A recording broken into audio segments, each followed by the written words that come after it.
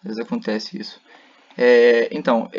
Como eu tive que começar a gravação de novo, teve um probleminha aqui, mas eu já vou falar de novo, né? Que todas as aulas serão gravadas, então é, se tiver alguma restrição de cada um de vocês sobre essa gravação, a, a- sintam-se, vamos dizer assim, sintam-se à vontade para sair, porque o combinado é que seria gravado e disponibilizado para vocês mais tarde. Então, todo mundo vai ter acesso à aula caso precise voltar para o conteúdo e rever alguma coisa que perdeu, alguma coisa assim. Então, antes de qualquer coisa, eu já vou perguntar assim, vocês conseguem ver a guia que eu estou compartilhando, a apresentação? Dá para me escutar? Tem alguma coisa assim? Tá. Então, beleza. Beleza. Como eu estou compartilhando a apresentação, pode acontecer em algum momento de eu não conseguir ver a mensagem no chat no instante em que ela apareceu. Então, se for alguma coisa mais urgente, pode falar por áudio mesmo, não tem problema. Mas eu vou ficar sempre indo e voltando das abas para conseguir ter certeza que eu estou lendo tudo que está sendo comentado, ok? Não, assim, não se preocupe que eu não quero que ninguém fique desamparado também. É só por uma questão técnica, eu não tenho como ver as duas coisas ao mesmo tempo. Bom, essa é a aula 2, né? A aula 1 a gente já passou agora na quarta-feira, e essa aula é sobre o que é um roteiro, a origem da dramaturgia e estruturas de roteirização. Parece que é muita coisa, né? São três temas, mas são três temas muito próximos, então acaba sendo um grande único tema, sabe? Acho que a primeira coisa, quando a gente pensa assim, o que é um roteiro? Essa é a pergunta do primeiro tópico. O que é um roteiro? A gente escuta muito essa palavra por causa de cinema, né? Assim, porque esse diretor fez um roteiro muito bom, o roteiro estava meio capenga. É uma palavra que a gente escuta muito, né? Mas, assim, o que exatamente é um roteiro, né? O roteiro é um guia. E essa é uma definição quase que, assim, é literal da palavra, vamos dizer assim. Se você olhar no dicionário, você vai achar alguma coisa mais ou menos nesse significado.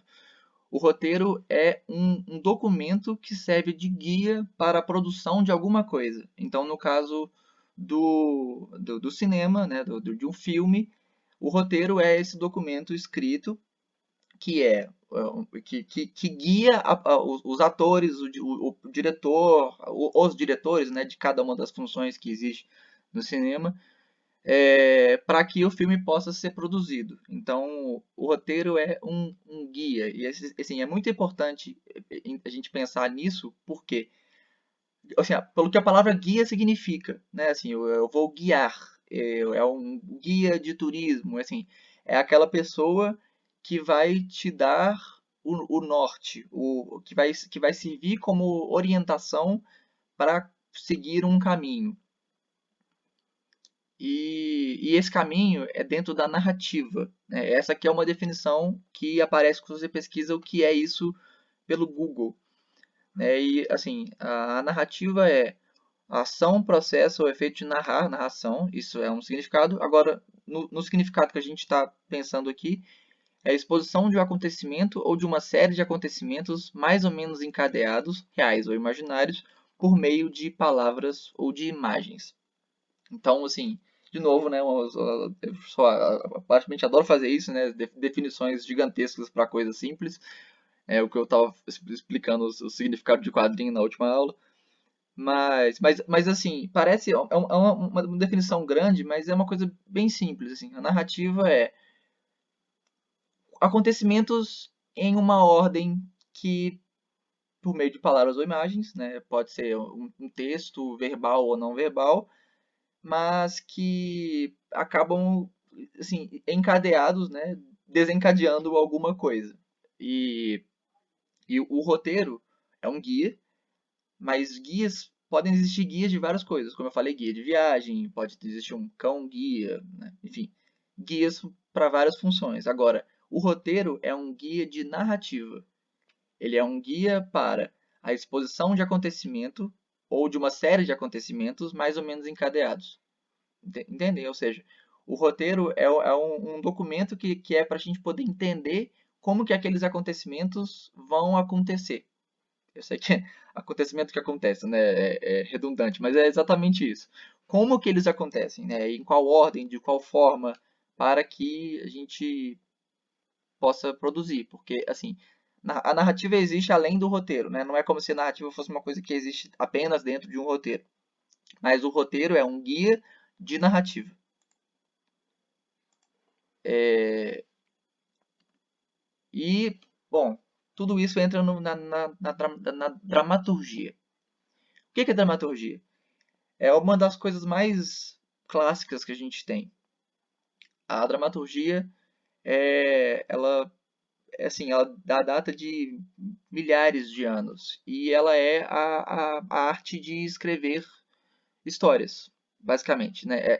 Eles geralmente usam esse termo para descrever a escrita de peças de teatro, né? Então, é muito comum a gente ouvir o dramaturgo fulano fez mais uma peça, alguma coisa assim. Talvez não seja tão comum assim ouvir isso, pensando bem, né? Não é uma coisa que a gente traz sempre no almoço de domingo. Mas assim, a gente já escuta com certa frequência na mídia essa palavra, né? O dramaturgo que escreveu mais uma peça, alguma coisa assim. Isso porque a dramaturgia realmente a origem do que a gente entende como um roteiro. E não só a origem, como é o fim também, né? Até hoje, a dramaturgia usa roteiros. A gente lê peças de teatro na escola, na aula de literatura, né, assim, várias situações. Shakespeare é lido ainda como o texto de peças, né? Esqueci como é que chama, texto dramático, né? Quando a gente fala de peça de teatro. Mas, assim, a dramaturgia é realmente a origem de tudo. Parece, assim, talvez um pouco desnecessário falar de uma coisa que é tão a origem, mas não é, porque essa origem não é alguma coisa no sentido de começou ali e terminou aqui, sabe? É uma coisa que continua existindo. E, e é muito importante, assim. Quando a gente, inclusive, até antes de mostrar, assim, a palavra dramaturgia vem de duas palavras, drama e turgia. Eu não lembro exatamente o que elas significam, mas é muito importante a gente pensar nessa palavra drama. Ela realmente, essa sim é a origem de tudo. E a gente já chega nisso em breve. Porque a dramaturgia, ela é a arte de representar. Porque você não está, assim, você está, até mais quando a gente pensa tipo numa atuação, né? Vamos pensar numa peça de teatro. Você está representando um papel. Você não é, vamos supor, assim, o seu papel é o dono da venda de frutas. Você não é um vendedor de frutas, né? Talvez você seja, né? Não sei se vocês são. Não sei se algum de vocês é um vendedor de frutas. Mas assim, eu vou pelo menos supor que nem todos são, né? E você não precisa ser um vendedor de frutas de verdade para entrar numa peça e atuar como um vendedor de frutas, né? Porque você não precisa ser para estar representando, né? E é por isso que assim, eu coloquei até esse íconezinho desse cara pintando, porque a pintura é uma forma de representar, né? Você está assim, representando uma coisa da vida real dentro de uma coisa que não é a vida real, né? Então, quando a gente pensa na dramaturgia, é essa arte de mostrar alguma coisa que não é de uma forma que ela pareça que é, sabe? Você está assim contando uma coisa que aconteceu ou que não aconteceu de uma maneira que as pessoas vão conseguir acreditar que ela aconteceu mesmo. Tanto que quando a gente chega no termo de narrativa, a gente vê ali que é uma exposição de acontecimentos ou de uma série de acontecimentos mais ou menos encadeados, reais ou imaginários, por meio de palavras ou imagens. Ou seja, não necessariamente ele precisa ser falso, né, assim, ter sido criado de uma maneira imaginária, mas ele sendo real ou não, não tira o fato de que você está contando ele de uma forma, e como você está contando ele de uma forma dramaturga, né, às vezes está inventando uma história para contar ele, você está representando isso. E essa palavra representar é muito importante. Por quê? Outra coisa, antes de falar por que é importante representar. A palavra drama vem justamente disso, de representar. A palavra drama vem desse sentido de de mostrar alguma coisa que não é. Não é à toa que a gente escuta muito, isso especialmente na palavra, na língua inglesa, a palavra drama é usada para representar o teatro como um todo. E não sei se vocês conhecem esse fato, né? Mas assim, dentro das assim, de escolas americanas, por exemplo, o clube de teatro é o clube de drama, porque a palavra drama ficou muito intimamente ligada com a ideia do teatro, né? Por causa da dramaturgia, né? Mas o drama é isso, é esse ato de representar, de mostrar alguma coisa que não é, e é por isso que eu coloco essa diferenciação entre um e o. Porque a gente tem uma expressão, né, no Brasil que a pessoa está fazendo um drama, né? Ah, chega de drama. Como assim, o drama fica, a palavra drama vira um sinônimo de exagero de sentimento, ou de, assim, um filme de drama, é um filme triste, né? Mas não necessariamente, dentro desse contexto do que é um roteiro, o drama vai significar qualquer uma dessas coisas. Porque a gente tem, assim, no caso de pensar num roteiro, de uma escrita, de uma história, diferenciar o que, que é um drama e o que, que é o drama. Quando a gente pensa em um drama, a gente geralmente está falando desse showzinho, né? A pessoa começa a chorar para chamar atenção, alguma coisa do tipo, né? Eu não vou entrar em detalhes sobre isso, mas a gente tem esse termo aqui, né? Uma expressão que existe, especialmente no Brasil. Mas quando a gente fala o drama, a gente está querendo dizer esse lado representativo, esse lado narrativo, esse lado de construção de sentimento que uma história tem. Então, quando a gente for falar, tipo, é nesse momento que o drama é revelado, nesse momento nesse ponto da história que a gente tem o ápice do drama. A gente não está falando que a pessoa está exagerando na reação dela, ou que ela está fazendo um showzinho, ou nada do tipo. A gente está dizendo que esse momento de representar um ato imaginário ou real de uma maneira encadeada, né, de uma ordem que conte uma coisa, está sendo tá no seu ápice, ou em algum momento dele, né? Assim, não necessariamente o ápice, mas assim, essa sensação está sendo construída, né? Esse sentimento que a gente viu do início ao fim. Ah, não, sem problema, o atraso. Agora eu abri aqui o chat para ver. Então, é uma coisa assim, eu sei que parece que a gente está meio que indo muito, muito longe, né? Assim, falando de uma palavra aqui, outra palavra ali, mas é porque tudo isso, todas essas coisas que eu mostrei, assim, quando a gente escuta que o roteiro é um guia, ele é um guia da narrativa, e a narrativa são esses acontecimentos, e tudo isso vem da dramaturgia, da palavra drama, do sentido de representar, não é um drama, é o drama, tudo isso é porque a dramaturgia, ou melhor, vamos falar assim, as histórias contadas são todas sobre momentos simbólicos. E o que significa isso?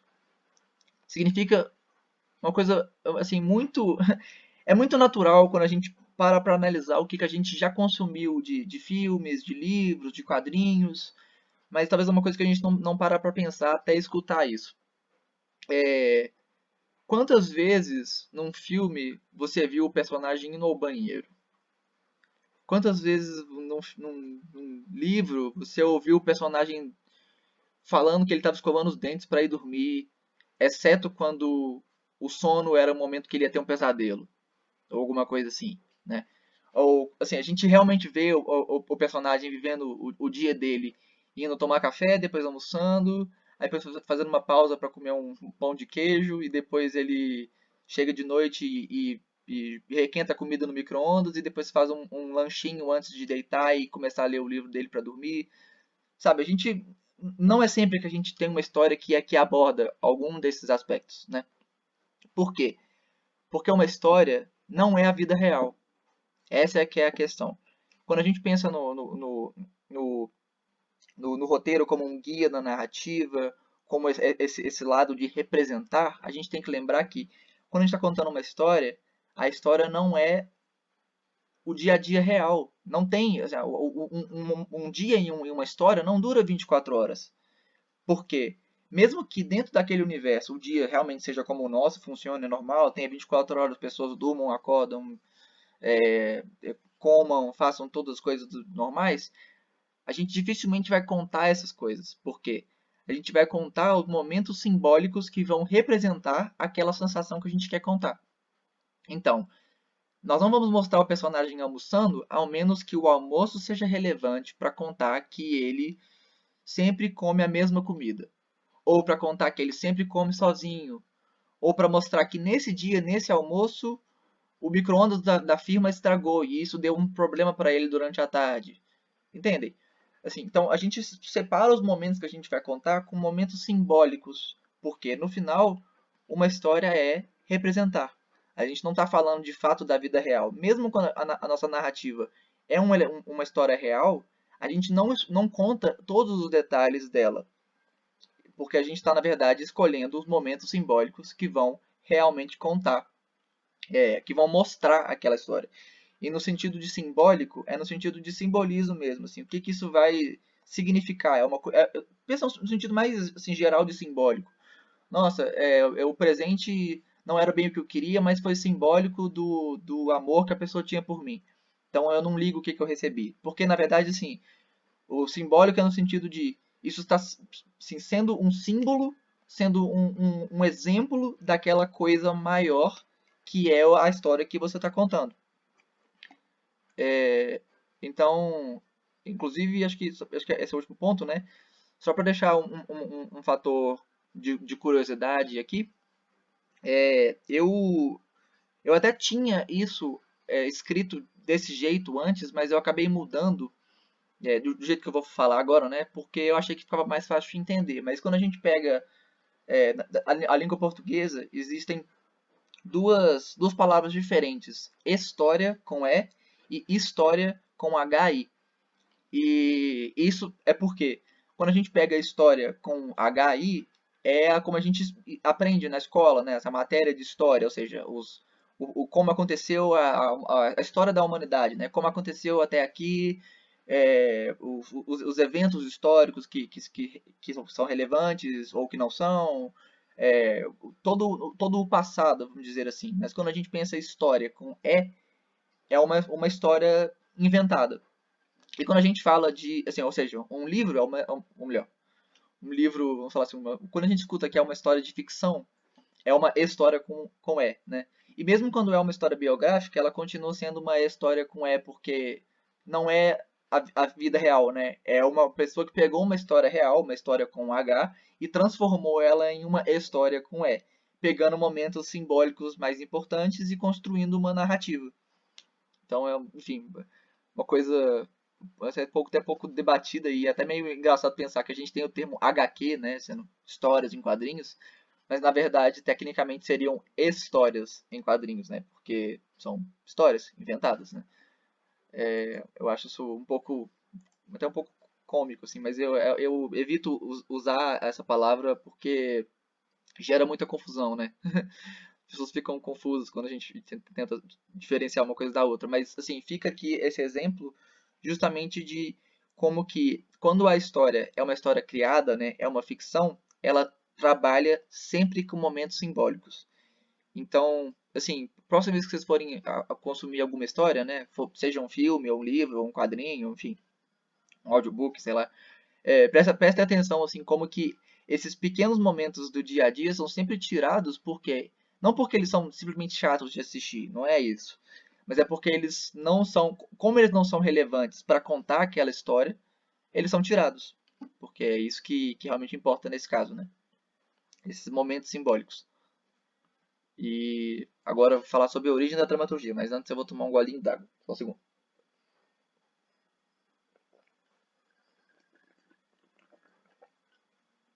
Assim, como eu falei, tudo que a gente entende como roteiro, como história, iniciou de alguma maneira com bem as origens da dramaturgia. Então, eu acho que é muito importante a gente conseguir saber o que é isso, como isso começou, por quê, para a gente conseguir entender um pouco de como que a gente está agora. Porque eu vou falar, abriu muito minha cabeça quando eu parei para perceber isso. Assim, dramaturgia, né? Eu coloquei a palavra aqui para a gente lembrar como é que ela foi construída. Eu já falei que ela é separada em duas coisas, né? Eu acabei não colocando aqui. Mas a dramaturgia, ela vem acho que é turgos, ou alguma coisa assim. Acho que é uma palavra grega, né? E de drama, que vem dessa ideia de representar, de contar uma história. Então, eu esqueci agora qual é o sentido literal, qual é a origem da palavra, né? Mas vem justamente dessa ideia desse drama que a gente falou antes. E começou, né, assim, a gente entende a dramaturgia, ou melhor, o começo da dramaturgia sendo na Grécia, no século 6 antes de Cristo. Isso é muito tempo atrás, sabe? Assim, isso é tipo 2.600 anos no passado, né? É muito tempo. É, e assim, é muito curioso a gente pensar que mesmo com esse tanto de tempo que passou, a gente continua escrevendo histórias, continua fazendo peças, né? Continua, bom, atuando no teatro, ou atuando no cinema, ou escrevendo livros, ou escrevendo quadrinhos, né? Como a gente está aqui para fazer. Mas assim, eu coloquei essa imagem de exemplo para a gente ver assim, isso é o famoso assim, teatro grego, né? É esse espaço. As peças eram apresentadas nesse centro, essas pessoas que estão em pé são os atores, né? E a plateia ficava em volta, assim. Em muitos lugares ainda na Grécia atual é possível visitar lugares como esse e como esse aqui que está de exemplo, né? E até mesmo, assim, é, ver quase que na íntegra, assim, totalmente conservados, né? Como é que os lugares funcionam. Eu nunca fui lá, em nenhum desses, mas eu já vi algumas fotos e é realmente impressionante como que a coisa funciona mesmo. E, gente, eu vou falar uma coisa, acho que começou a chover aqui, então se tiver difícil de escutar o que eu tô falando, dá um aviso que eu coloco o fone, que eu acho que talvez isso possa ajudar, né? Dá pra me ouvir tranquilo? Se alguém tiver alguma coisa, pode falar. Bom, eu vou continuar explicando enquanto isso, né? Quer dizer, primeiro deixa eu ver se alguém falou alguma coisa. Né? Tem então de boa, tá tranquilo. Ah, então beleza. Qualquer coisa, se der algum problema, só dá um aviso que eu mudo alguma coisa aqui.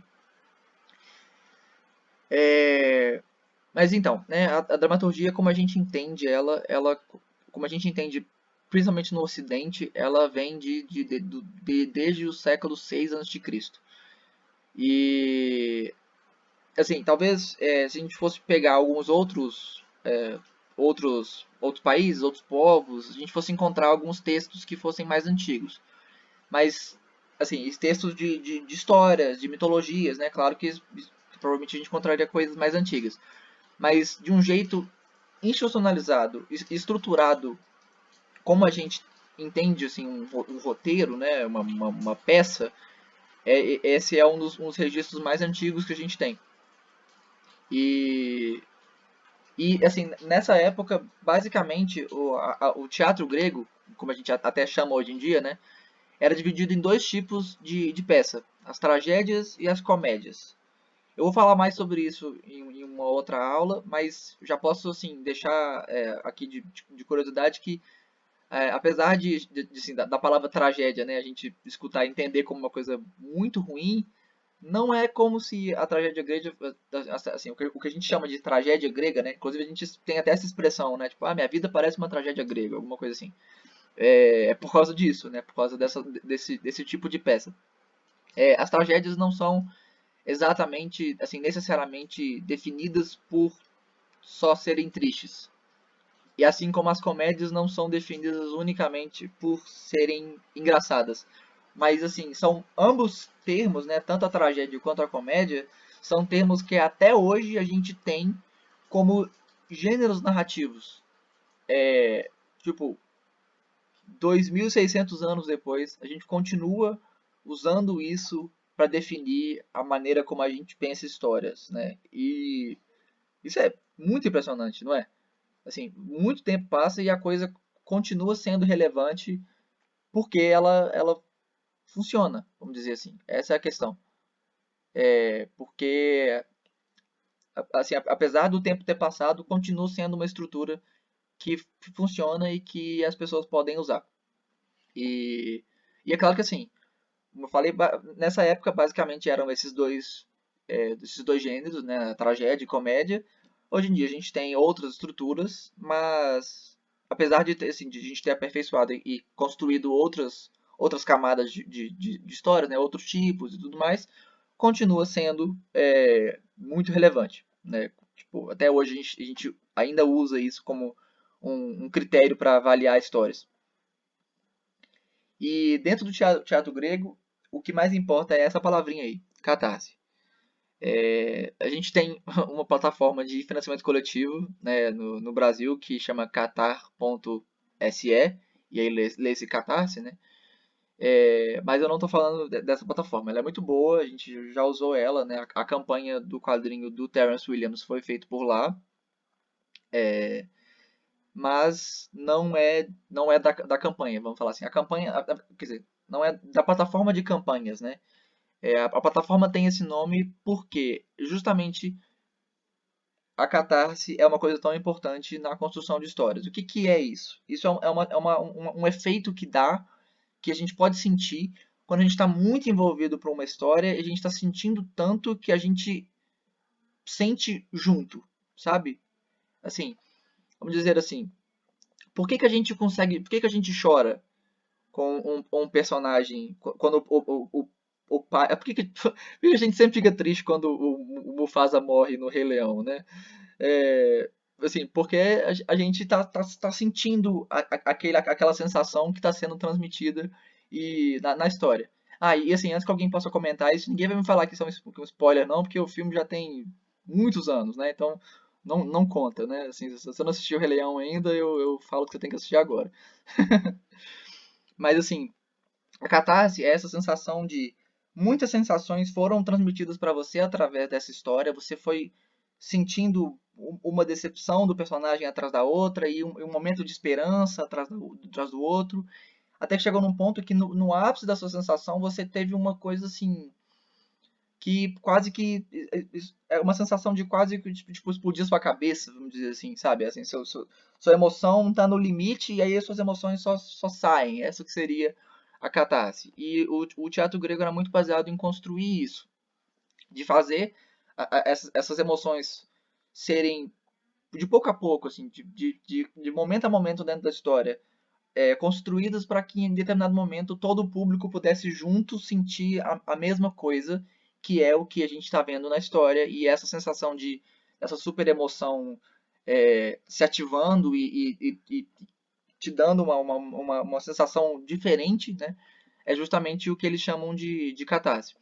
E aí eu penso que a plataforma de financiamento coletivo vem justamente dessa ideia de é uma sensação que o grupo está sentindo em função do que assim, o público está sentindo, né? Em função do que o autor tá construindo, os atores, o criador da campanha, né? Então eu não sei se é isso, inclusive se for isso, por favor, organizadores do Catarse, não fiquem com raiva de mim, mas eu sinto que vem justamente dessa ideia, porque a catarse é uma coisa que a gente busca até hoje.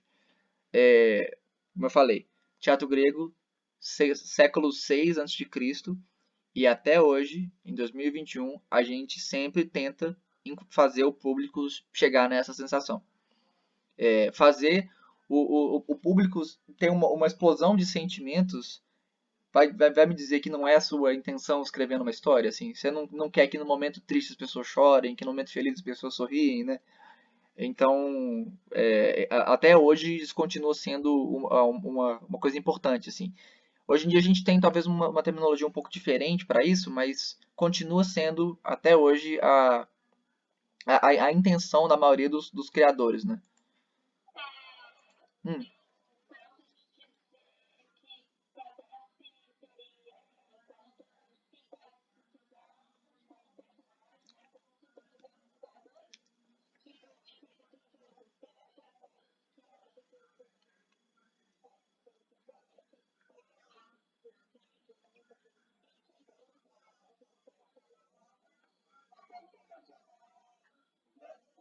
Uhum. É, com certeza. Com certeza isso é o, digamos assim, é a coisa, é o que leva a catarse é justamente essa sensação. Eu tenho a gente vai falar sobre isso mais pra frente em uma outra aula, mas assim, a catarse é aquele momento em que as emoções estão no ápice, sabe? É quando você já sentiu muitas vezes com aquele personagem e aí, nesse momento, você está sentindo tanto que você não aguenta mais sentir, como vamos dizer mais ou menos assim, né? É aquele momento em que a sensação está tão grande, você está tão envolvido com aquela história, com aquele personagem, você está envolvido com as outras pessoas que estão assistindo também, né? Assim, você saber que, assim, vamos supor que você está assistindo uma peça, vamos imaginar que a gente está naquela situação que a gente viu aqui, né, nessa imagem. Tem esse público todo assistindo, você está assistindo e sentindo aquela história, e o seu colega está sentindo a mesma coisa, e aí você, tipo, sente aquela sensação, e ele também, e você está sentindo muito, e ele também, e isso acaba ajudando muito a construir. Mas, assim, de fato, só é possível sentir alguma coisa com uma história se você simpatizou de alguma maneira com o personagem. E é exatamente isso que acontece, assim. Você conseguir entender a dor daquele personagem é o que vai te fazer ficar chateado porque ele está se sentindo mal, né? Se você não consegue entender a dor daquele personagem, você não vai conseguir sentir ela. É uma coisa, assim, parece óbvia, mas não é, né? Você realmente só vai conseguir sentir alguma coisa com aquela história e se envolver com ela a ponto de conseguir chegar numa catarse se você conseguir, como eu falei, ser envolvido pela história. E você se envolve justamente pelos personagens, por tudo isso. E isso é um desafio. É um baita de um desafio. Porque, assim, parece. Quando a gente fala, tipo, isso era uma coisa que as pessoas faziam na Grécia Antiga, a catarse, e hoje em dia a gente busca fazer isso também. Parece fácil, né? Mas não é, porque não é como se. Só porque digamos, um único momento dentro da história, né? Que ficou simples, porque você precisa construir tudo de uma maneira que a pessoa possa se emocionar também e acabar chegando ali, nesse ponto em que a catarse é possível. Né? Assim, nem toda a história, e isso é uma coisa que é um pouco até, tipo, dúbio, um pouco até, talvez até um pouco feio para um roteirista falar, mas nem toda história te dá essa sensação, né? E você ainda pode gostar dela. Mas, assim, não é porque você não, tipo, não é como se, já que você não sentiu uma catarse, você detestou a história. Não é assim que funciona também. Mas, definitivamente, se você conseguiu chegar a esse momento catártico, você vai, com certeza, gostar mais. Isso é uma coisa que eu posso falar, assim, quase que com certeza. Porque se você conseguiu chegar até esse momento, pode ter certeza que aquela história realmente chegou no seu coração, né? Mas assim, isso também é uma coisa que varia um pouco de pessoa para pessoa, né? Porque depende muito do que te emociona, o que que não. Então, também é difícil falar que tem uma regra, né? Do tipo, bom, toda história precisa fazer isso e se você não conseguiu com uma pessoa, sua história não é boa. Não é bem assim que funciona, né? Depende muito do tipo de público. Por exemplo, eu acho que se eu tivesse numa situação de assistir um teatro grego, eu preferiria as comédias do que as tragédias, né? Mas talvez outras pessoas prefiram as tragédias, né? Então, vai muito disso também. Mas definitivamente, se você simpatiza ou não com os personagens é o ponto-chave para a gente conseguir chegar nisso. É, pode falar.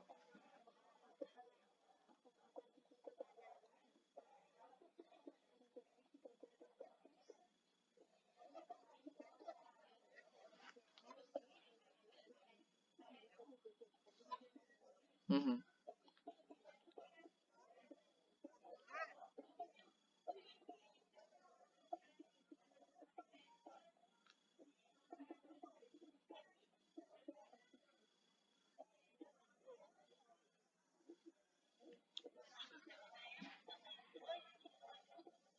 uhum,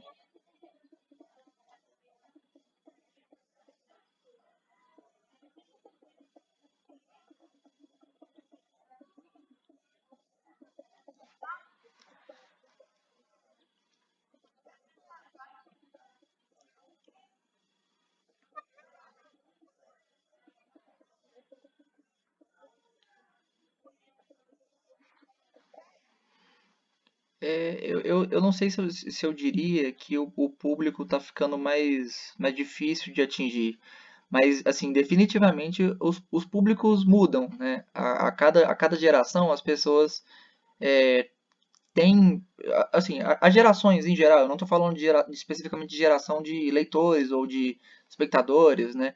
Mas, assim, as gerações em geral têm tipos de coisas, assim, de conteúdos que funcionam mais, que tem crenças que mudam de tempo em tempos, né? Então, com certeza, assim, algumas coisas que eram extremamente assustadoras, talvez no século, não, desculpa, na década de 40, hoje em dia pareça bobagem, né? Alguns filmes de monstros assim, eu estou falando, esse que é mais da década de 50, mas alguns filmes de aranhas gigantes que assustavam as pessoas. Hoje em dia, talvez a gente olhe para isso e pense que é um pouco bobo, ou os efeitos especiais não envelheceram bem, ou algumas coisas assim, né? Mas por outro lado, assim, eu fico pensando que possivelmente, se a gente mostrasse alguma coisa da geração atual para, assim, se fosse possível voltar no tempo, né, e chegar lá nos anos 50 e mostrar alguma coisa de hoje em dia, talvez as pessoas só não entendessem as piadas ou achassem o humor muito sem graça ou achassem o terror simples assim, de desvendar, alguma coisa assim, né? E de fato tem um outro fator também que, assim, isso já dentro da lógica da catarse mesmo, né? É muito mais fácil se emocionar na primeira vez que você tá vendo, né? Assim, quando tudo conflui para isso, né? Tipo assim, você tem o pensamento da época que aquela coisa está sendo lançada, então você aquele conteúdo parece muito inovador, parece muito interessante, muito fora da curva, você não espera, você não sabe o que esperar, e aí quando vem aquela emoção de uma vez, você se emociona, aí quando vem a segunda emoção, você se emociona de novo, né? E aí quando tá na 15ª, você tá, tipo, super emocionado. Agora, se você já tá num tipo de cabeça, né? O seu pensamento já tá um pouco diferente, e principalmente você já até sabe como é que é aquilo, talvez assim, não fique tão. Digamos assim, se você tá assistindo Titanic já sabendo desde o início que vai ter aquela cena da madeira no mar, talvez você não fique o filme inteiro pensando que talvez tenha um final feliz. E você fica assim, meio apreensivo se vai ter um final feliz ou não, né? Então. Assim, e tem que falar que algumas coisas também, e isso não tem nem a ver tanto com a geração em si, quanto tem a ver com o fato de que a indústria aprende a fazer algumas coisas. Então, tipo, eles assim, fazem um filme de um jeito que funciona. E aí é inovador porque até então ninguém tinha feito uma estrutura desse jeito. Mas aí, vendo que funciona, eles fazem mais uma vez. E aí você já viu pela segunda vez, você vê pela terceira, pela quarta, e você já começa meio que, assim, na 15ª vez que você está assistindo, você já está pensando assim, será que dessa vez vai ter uma cena tipo da madeira de novo, né? E então assim, tipo a cena da madeira no mar do Titanic, né? Você já de alguma maneira espera que um final pode, assim, um final que seria surpreendente já não é tão surpreendente mais porque você já viu alguma coisa parecida com isso algumas vezes e agora não tem mais o elemento da surpresa, né? E a catarse tem muito a ver com isso também, assim, você sente essas sensações porque você está se envolvendo com aquela história e torcendo para que o mal não aconteça e que o bem aconteça, vamos dizer assim, né? Que o seu personagem se dê bem ou que o vilão se dê mal. E aí, como você não sabe exatamente como é que vai ser, quando acontece a coisa em si, quando acontece o final ou alguma coisa assim, você fica com aquela surpresa e isso dá a sua sensação, né?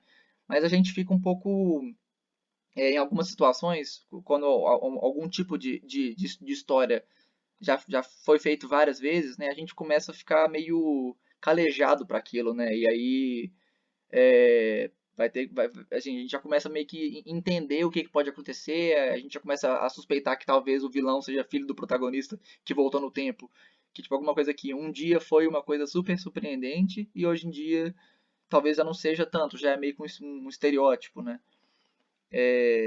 Então cabe a algum roteirista, e isso pode ser algum de vocês, inclusive, a pensar em alguma ideia que ainda não foi pensada e revolucionar a coisa, né?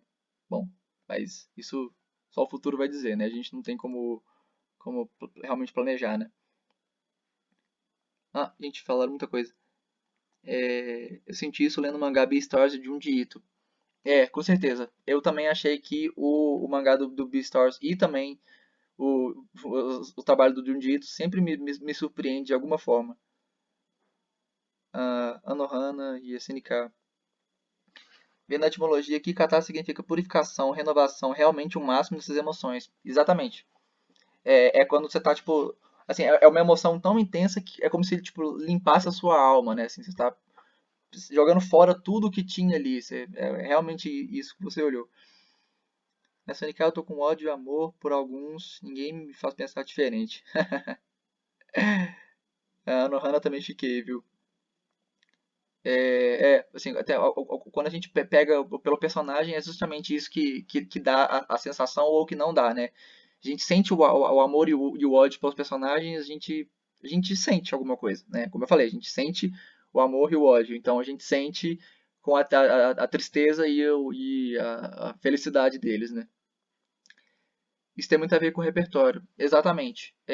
O repertório que a gente vai construindo à medida que a gente vai assistindo filmes, vai lendo alguma coisa, a gente começa a, a entender mais alguns estereótipos, começa a perceber algumas estruturas que são repetidas, né? E eu falo que até é um mal ser um roteirista, porque a gente começa a já meio que saber o que vai acontecer. Não porque, eu tô falando assim, não porque eu sou assim, incrível e eu consigo ver o futuro, mas porque acaba sendo uma estrutura, né? E as estruturas são repetidas. Então, quando você começa a entender as estruturas, você começa a perceber quando elas estão sendo repetidas. E isso é o famoso ignorância é uma benção, né? Porque a gente começa, às vezes, a assistir alguma coisa e já ficar assim, eu já sei o que vai acontecer, não sei nem o que eu quero ver mais.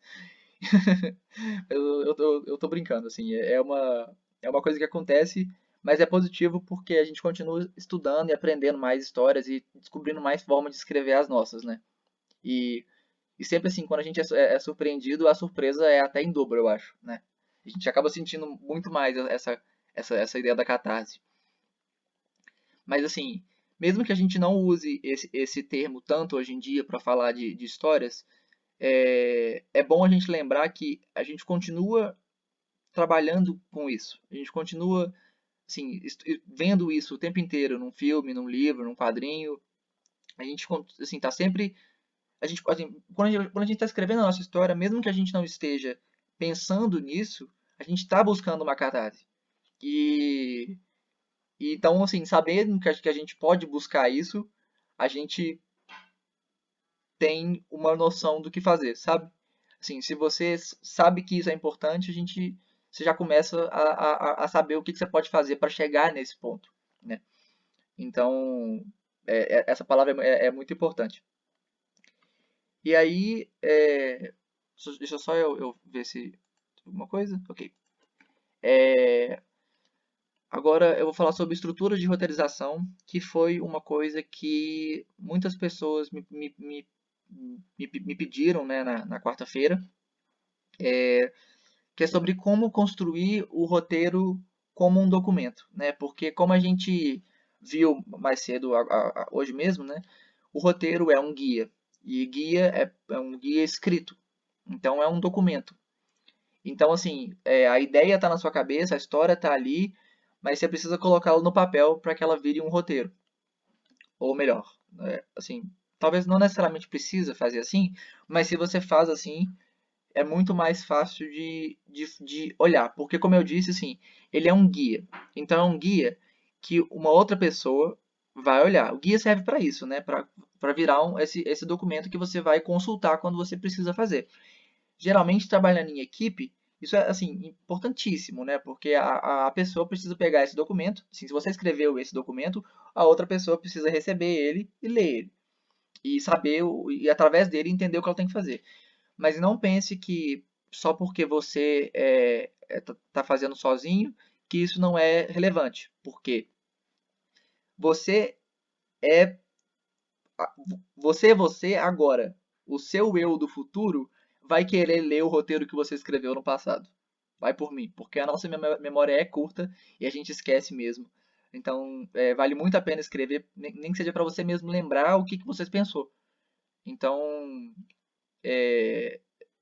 roteiro é importante até quando você está fazendo sozinho.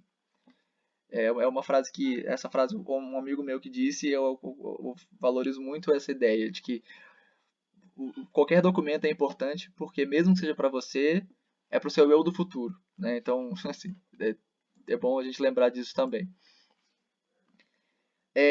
Então, aqui, basicamente, quando a gente pensa em roteiro, existem dois documentos. É a escaleta e o roteiro mesmo. A escaleta é uma espécie de proto-roteiro, sabe? É um pré-roteiro. É quando você descreve as cenas que você imaginou, né? Deixa eu ver. Bom,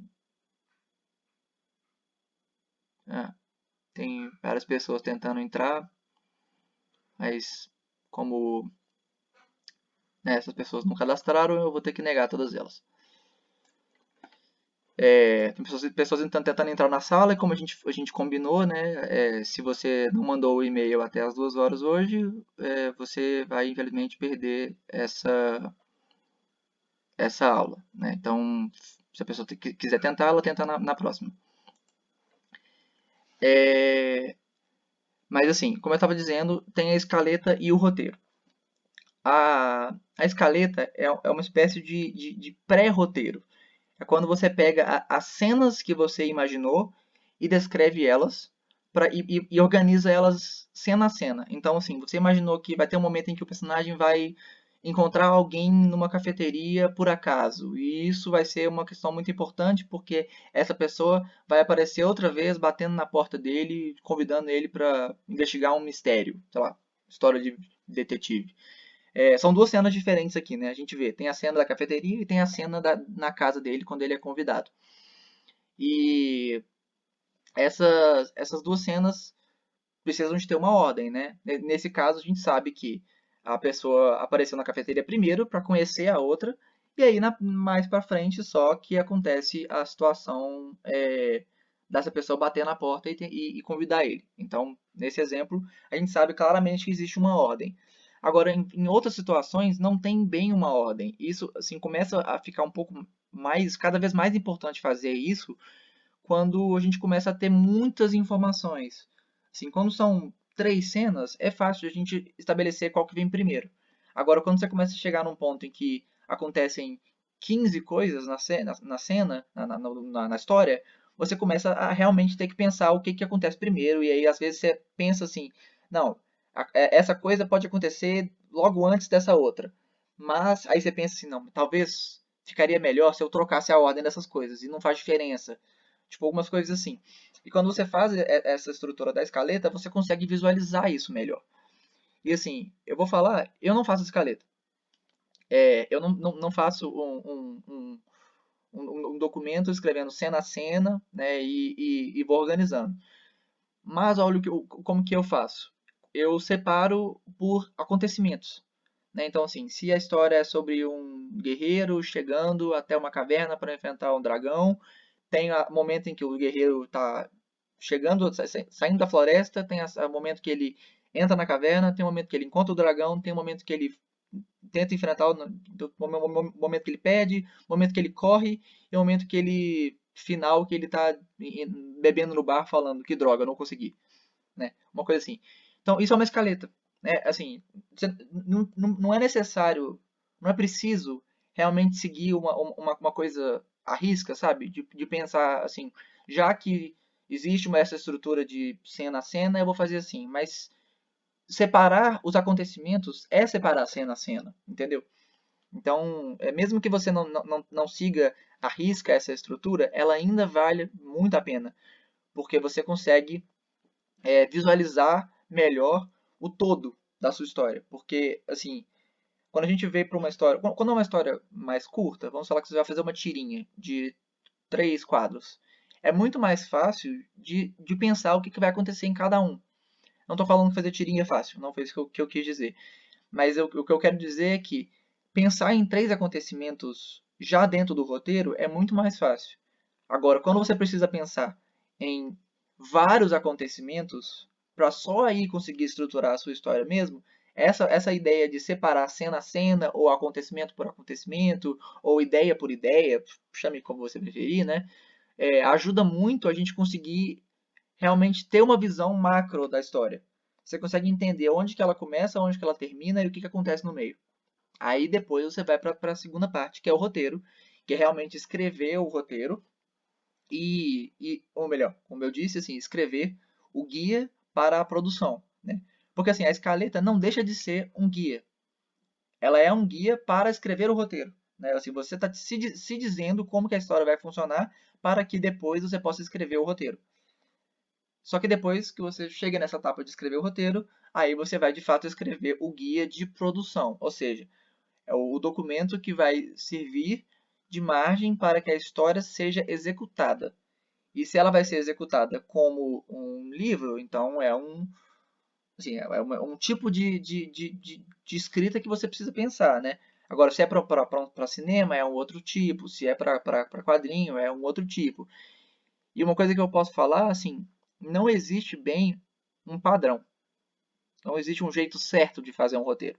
Existe o jeito que funciona para a pessoa que está lendo. Mas eu já vou falar mais sobre isso.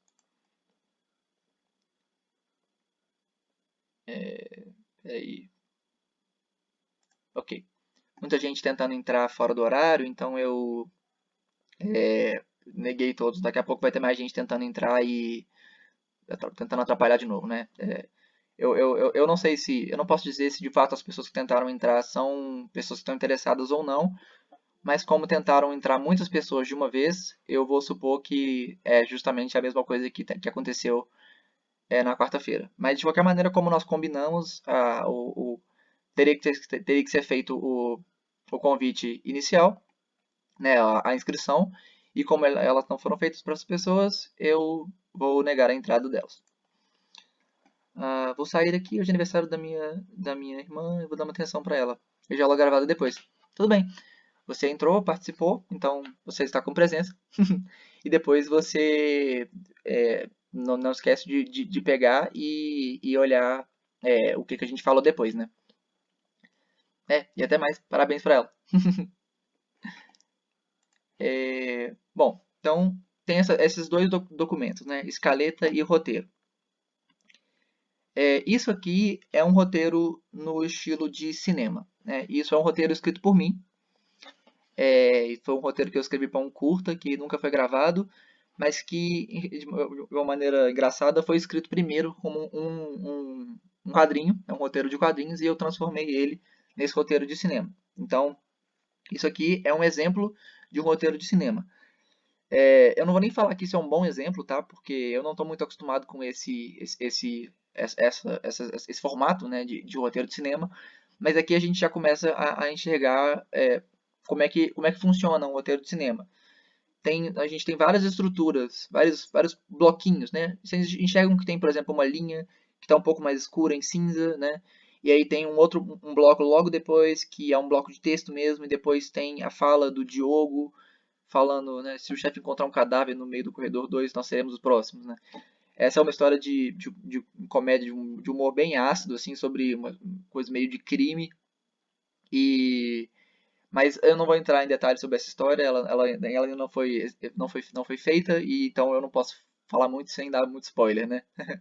Mas assim, isso aqui tá aqui pra gente poder ver como que funciona essa estrutura. Esse é o formato que eles chamam de Master Scenes. É, o formato, esse formato é o formato que é de fato padrão na indústria do cinema. Eu falei que não existe um padrão para roteiro, né? Mas dentro da indústria do cinema, esse é o formato que é mais usado e chega a ser um padrão.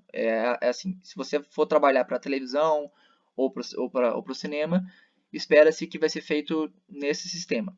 E eles chamam esse formato de master scenes. São basicamente 4 elementos: o cabeçalho de cena, a ação, os diálogos e a transição. Então, deixa eu só ver aqui. Eu coloquei. O cabeçalho, ele introduz uma nova cena. Então, a função dessa linha, desse elemento, é dizer para o leitor, e eu vou chamar sempre a pessoa que está lendo o roteiro de leitor. Mas vamos lembrar sempre que o leitor do roteiro não é o leitor final, né? O leitor do roteiro é o ilustrador, é o diretor, é o ator, né? O roteiro raramente chega ao público final, né? Ele justamente é o guia para a produção. Então, ele é um intermediário para que a história seja feita. Então, quando a gente for falar o leitor, por favor, entendam que não é a pessoa que vai ler o seu quadrinho, né? O leitor é a pessoa que vai pegar o seu roteiro e entender o que tem que ser feito. Essa pessoa pode ser você mesmo, mas, como eu disse, você é do futuro, então ainda vale a pena fazer isso, né? Então, o cabeçalho, ele introduz uma nova cena. A função dele é dizer para o leitor que a cena anterior acabou e agora a gente começou uma nova cena. E por definição, uma nova cena significa uma mudança de tempo e de espaço. Isso é uma coisa muito importante também. Dentro do cinema, eles assumem que a cena muda quando a gente tem uma mudança de espaço. Repara muito isso durante um filme. Quando a gente tem aquele corte bem abrupto e a gente muda vamos falar assim, de vibe da história, né? Assim, a história está seguindo e de repente mudou a sensação, isso é porque a gente mudou de cena. Geralmente a gente muda, por exemplo, a gente está vendo o personagem chegando na cafeteria para lanchar e conhecendo a pessoa que eu falei que vai introduzir uma coisa depois. Nesse exemplo que eu dei mais cedo. Quando a gente acabou de ver esse café, a pessoa que estava lá com ele levantou, saiu pela porta, a gente só vê uma última reação do protagonista e quando a gente corta ele está de volta, ele está chegando de volta na, na, na, na, no, na central dele de detetives. Eu esqueci como é que a gente chama isso. No escritório dele, né? Vamos dizer assim. No escritório dele de detetive. E aí, assim, mudam-se basicamente três coisas. Muda-se o tempo, porque o tempo estava seguindo de um jeito, cortou e começou um outro momento do dia. Então, pode ser que mude de dia para noite, pode ser que mude de noite para manhã, pode ser que mude de noite para madrugada. Isso tudo faz diferença. Pode ser que mude de espaço, ou seja, nesse caso ele estava na hora do café na cafeteria, ou seja, tempo e espaço, e cortou para ele um pouco mais tarde, talvez no final do dia, e no escritório, então são dois espaços. Mas tem uma terceira coisa que muda também a cena, que é a sensação. Ou seja, pode muito bem acontecer da gente assumir que a cena não mudou, por exemplo, numa cena de perseguição de carro. A gente está sempre mudando ali o lugar, né? A gente estava uma hora numa via, aí eles vão lá e quebram a parede, entram numa loja, aí passa pela loja e chega na ponte. Ou seja, três lugares diferentes, mas como todos esses três lugares são a sensação de estar sendo perseguido, a gente assume que é uma cena só, é uma coisa só. Então também não é bem assim, não existe bem uma regra exatamente para o que define uma cena, mas são basicamente esses três elementos. E quando a gente tem uma mudança de cena no cabeçalho, é justamente porque algum desses elementos mudou e, portanto, a gente tem uma nova construção narrativa. Né? Assim, já que ele não está mais tomando café na cafeteria com aquela pessoa que ele conheceu, agora a gente vai falar de uma outra coisa, a gente corta, né? E muda como mudou toda a sensação, a gente muda a cena também.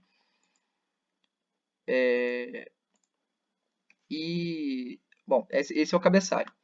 A ação é como o próprio nome diz. É a descrição do que ocorre na cena. Ou seja, o que está acontecendo, né? Assim, o cara chegou na cafeteria, pediu um café e assim, levantou o dedo pedindo de sempre e sentou. Ele viu uma pessoa chegando de longe olhando para ele, ele olhou esquisito, a pessoa olhou de volta. Ou seja, é a ação, né? Tudo que é alguma coisa que está acontecendo. E a gente tem os diálogos, que aí é uma coisa que a gente já conhece melhor esse termo, né? São as linhas de fala, o que os personagens estão dizendo. Muitas cenas podem acontecer sem diálogo. Muitos filmes, inclusive, né? Muitos curtas ou longas acontecem sem nenhum diálogo. Quadrinhos também. Muitos quadrinhos acontecem sem diálogo. Mas quando a gente tem isso, é, o diálogo é justamente a linha de fala que aquele personagem disse, o que ele está falando para o outro personagem, ou às vezes para a gente, né? Pode acontecer também do personagem estar narrando para a gente.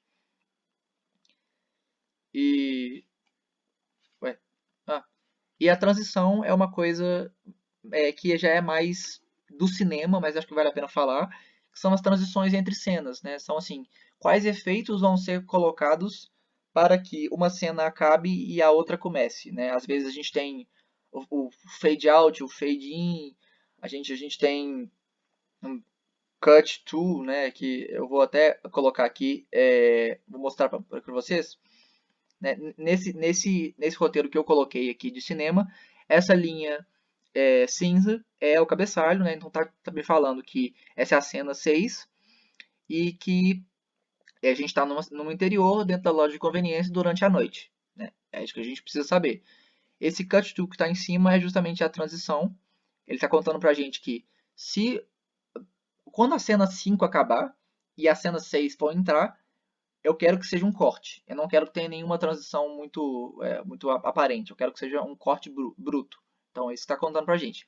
Aí, logo depois desse cabeçalho, a gente vê a ação. Né? Tá falando, agora vemos Fernando e Diogo em pé na loja de conveniência. E isso está contando o que está acontecendo. E logo em seguida vem a fala do Diogo, né? Dele explicando, contando para o Fernando o que ele está pensando. E a gente continua vendo isso, né? Depois que acaba o diálogo, vem mais uma ação, vem outro diálogo, vem mais uma ação. Aí depois no final a gente tem 2 diálogos seguidos. Isso é uma coisa importante porque não é porque a gente tem essas duas coisas, a ação e o diálogo, que necessariamente precisa sempre um alternar com o outro. Se você quiser ter um bate-volta de falas, né? A pessoa fala, a outra responde, a pessoa fala, a outra responde, você pode tranquilamente fazer 2 falas seguidas. Agora, se você for fazer ação, o ideal é fazer mais ou menos tudo dentro de um texto só, apesar de que não é necessário também. E só para. Fico aqui uma coisa útil para vocês, caso vocês queiram. Existem vários softwares gratuitos para escrever roteiro nesse formato. Porque assim, você pode fazer na mão, realmente pegar o seu software de texto e moldar ele para ficar desse jeito. Mas existem alguns softwares como o Celtic e o Storywriter que já te dão um template para você escrever em cima e fazer o seu texto já sair no formato de Master Scenes. E então, assim, claro que você ainda precisa saber como escrever o cabeçalho, o que deve ou não estar dentro da ação, do diálogo, os tipos de tom que você pode colocar, essas várias coisas, mas você pelo menos não precisa ficar formatando o seu documento o tempo inteiro, né? Isso já é um ganho de tempo e de cabeça muito bom, né?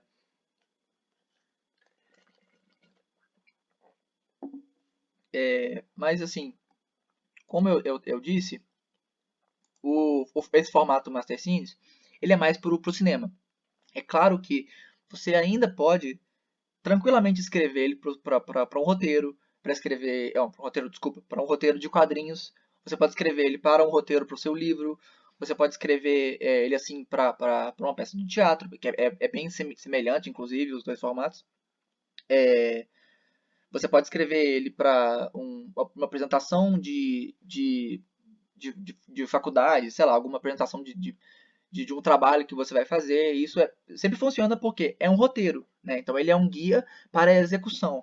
E esse guia para a execução pode ser feito para qualquer tipo de execução que você quiser.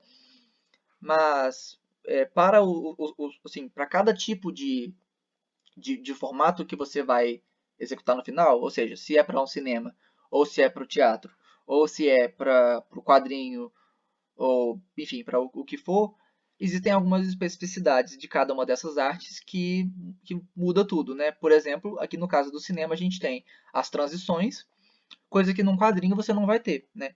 Da mesma maneira que você pode colocar o tom que o personagem vai dizer as coisas para o cinema, porque alguém vai atuar aquilo e falar que é aquilo e vai ser gravada a voz daquela pessoa, enquanto no quadrinho, como a gente já falou na aula de quarta-feira, não, a gente não tem áudio, a gente não tem movimento, então existem algumas especificidades, né? Mas ainda assim, existem alguns documentos que são muito universais e que são muito úteis. Esses são 2 deles, né? Assim, ficha de história e ficha de personagens. A ficha de história é um documento escrito em que você vai contar tudo que tem naquela história. Ou seja, o que você imaginou para aquele mundo, onde que a história começa e termina, alguma coisa que você quer fazer ali, ou alguma coisa que você sabe que não pode ter, do tipo, os personagens nunca podem usar boné porque eu quero que o cabelo apareça. Isso é uma coisa que você pode colocar na ficha de história, né? Assim, é uma ideia, um documento para você entender a ideia geral da sua história. Que você pode até ter na sua cabeça, mas como eu disse, se você escreve, você lembra, né? Não porque, tipo, não aquela coisa assim, se você anotar, você vai lembrar enquanto você faz, mas se você anotar isso de alguma maneira, quando você estiver tentando lembrar o que você pensou, você consegue voltar no documento que você escreveu e avaliar. E ainda mais se você está trabalhando com mais de uma pessoa, a outra pessoa vai ter acesso a esse documento. E isso faz toda a diferença para ela, né? E a mesma coisa vale para a ficha de personagem. Ela é a mesma coisa que a ficha de história, mas no caso ela é para os personagens. Por que será, né? É um documento que vai descrever como os personagens são, como é que eles pensam, quais são os sentimentos, a história de cada um, a aparência física de cada um, né? Se você quer que o seu personagem tenha um corte de cabelo específico ou que ele use uma roupa específica, você pode fazer isso. E no caso de um documento de quadrinhos, você pode até desenhar ele, porque afinal você vai ter que lembrar como é que ele é fisicamente, né? Para desenhar ele de novo. Né? Então isso é uma coisa que você precisa ter acesso. E isso aqui é um exemplo de ficha de história e de personagens. Isso é a Bíblia de série do quadrinho Terrence Williams, que foi um quadrinho que a gente, inclusive, lançou a versão impressa dele no ano passado. E ele é um quadrinho que é escrito por mim, são roteiros meus. É uma história só, mas uma lógica meio episódica. Cada capítulo tem uma história diferente e todos dos mesmos personagens, construindo uma ideia maior no final, mas cada um é uma história fechada. E cada um desses capítulos, são 25, cada um foi escrito, desculpa, foi ilustrado por uma pessoa diferente. Então imagina como é que seria se eu tivesse que descrever para cada uma dessas pessoas como que o mundo funciona, como que o personagem deve ser desenhado, qual é o design dele, como é que ele geralmente vai agir, como é que é a expressão física dele, né, expressão facial, etc. Então, nesse documento, ele inclusive foi uma das campanhas, foi uma das recompensas na campanha do Catarse. Quem apoiou podia receber ele, né? Nesse documento, todos os ilustradores tiveram acesso a como a história funcionava e como cada personagem funcionava, para que eles pudessem desenhar os personagens mais ou menos do mesmo jeito. Então, assim, quanto mais gente está trabalhando, mais importante é fazer isso, né? Inclusive dentro da indústria da animação, assim, vamos falar assim, vários desenhos animados que a gente conhece e gosta, que assiste assim, passando na televisão, etc. Essas séries animadas que a gente assiste, né?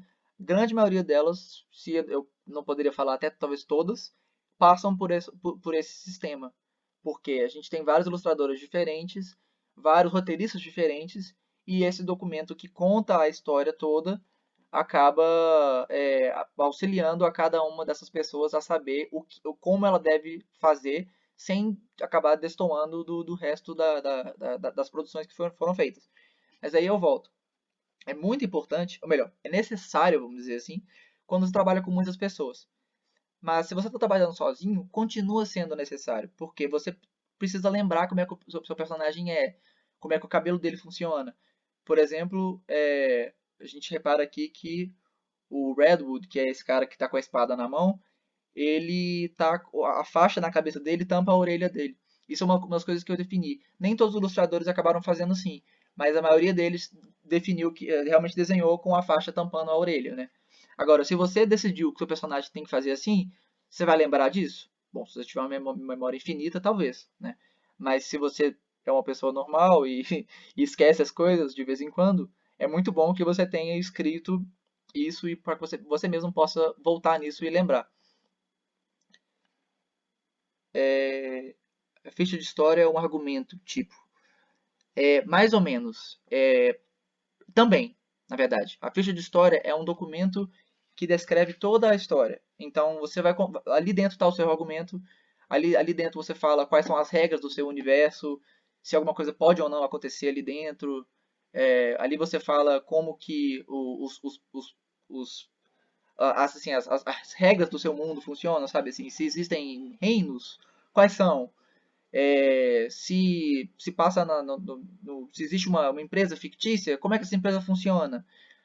Você descreve assim como que o mundo como que a história acontecia antes de começar de fato a escrita da sua história e o que vai acontecer depois, esses vários detalhes. E o argumento é uma das primeiras coisas que a gente pensa para definir isso, né? Mas não é só isso. Acaba sendo um documento que define o geral, assim, tudo que é geral sobre a sua história vai estar ali de alguma maneira. Eu Tipo assim, tudo desde como o mundo funciona, até os eventos históricos do seu mundo, até mesmo os personagens acabam fazendo parte disso também. Né? Assim, de uma forma ou de outra, você vai acabar descrevendo os seus personagens dentro da sua história. Eu preciso treinar porque acho complicado escrever nessa formatação Master Scenes do que a formatação mais comum. É, eu vou falar que eu também acho um pouco difícil, assim. Esses softwares que eu mostrei, né, eles facilitam muito. Esses softwares tipo o Celtics e o Storywriter, né, eles facilitam muito para escrever nesse formato. Mas ele ainda é um formato que eu acho complicado. Não é o formato que eu escrevo para fazer quadrinhos. É até o que eu vou mostrar agora. Vamos lembrar sempre que o roteiro é um guia. Então é isso que importa. Você não precisa necessariamente fazer no formato que eu fiz para o Terence Williams, ou fazer uma ficha de história gigantesca, ou uma ficha de personagem gigantesca, ou escrever nesse formato Master Scenes, né? Você precisa pensar só que você precisa de um documento que seja um guia para você e para as pessoas que vão executar a sua história, caso não seja você. Mas se for você, é para você e para você mesmo, né? Então, assim, precisa apenas de um elemento, clareza, né? Você precisa que a pessoa consiga ler o que está ali e ela possa entender o que fazer. Então, se você se conhece e sabe como você funciona, você sabe o que você precisa escrever para que você entenda mais para frente e, portanto, saiba o que fazer. Então, não existe bem uma regra, como eu disse, né? Talvez dentro do sistema do cinema exista esse padrão que a indústria funciona, mas para fazer um quadrinho, não tem. Então, se você acha que esse sistema de cinema não funciona para você, você não precisa fazer ele. Mas vamos lembrar que, apesar disso, esses elementos que a gente tem aqui, esse cabeçalho, ação, diálogos e transição, ou talvez não tanta transição, mas pelo menos cabeçalho, ação, diálogos, são todas coisas que vão ser importantes, mesmo se você estiver fazendo um roteiro em outro formato. Esse aqui que eu vou mostrar é um roteiro que eu escrevi do quadrinho Tábula Rasa, que foi o primeiro quadrinho que eu publiquei. Ele está, inclusive, disponível para leitura no site da Nove Quadrinhos. E também ele está disponível dentro do Almanac Eclético, que é um livro que eu tenho um compilado de várias histórias que eu escrevi. Mas, assim, essa é uma história que é num formato que eu escrevia antigamente. Vamos ver, assim, como eu falei, é a primeira história que eu escrevi que foi publicada. Então, é um jeito de roteiro que eu já não uso mais. Mas a gente vê aqui que cada, cada linha, elas são numeradas, né? A gente tem de 1 a 9. Cada linha é um quadro. Eu faço assim. Eu separo já o roteiro do quadrinho quadro a quadro. Porque isso me ajuda a visualizar como é que como é que vai funcionar no final. Já afinal, como a gente já viu, né, o quadrinho é essa separação de imagens numa ordem. Então, você precisa definir quando que aquela imagem acaba e começa a outra. Mesmo que você faça uma única ilustração grandona, você precisa definir dentro dessa ilustração onde que cada um dos momentos acontece, né? Então, separar faz muita diferença. Mas ver que desse jeito a gente tem os nove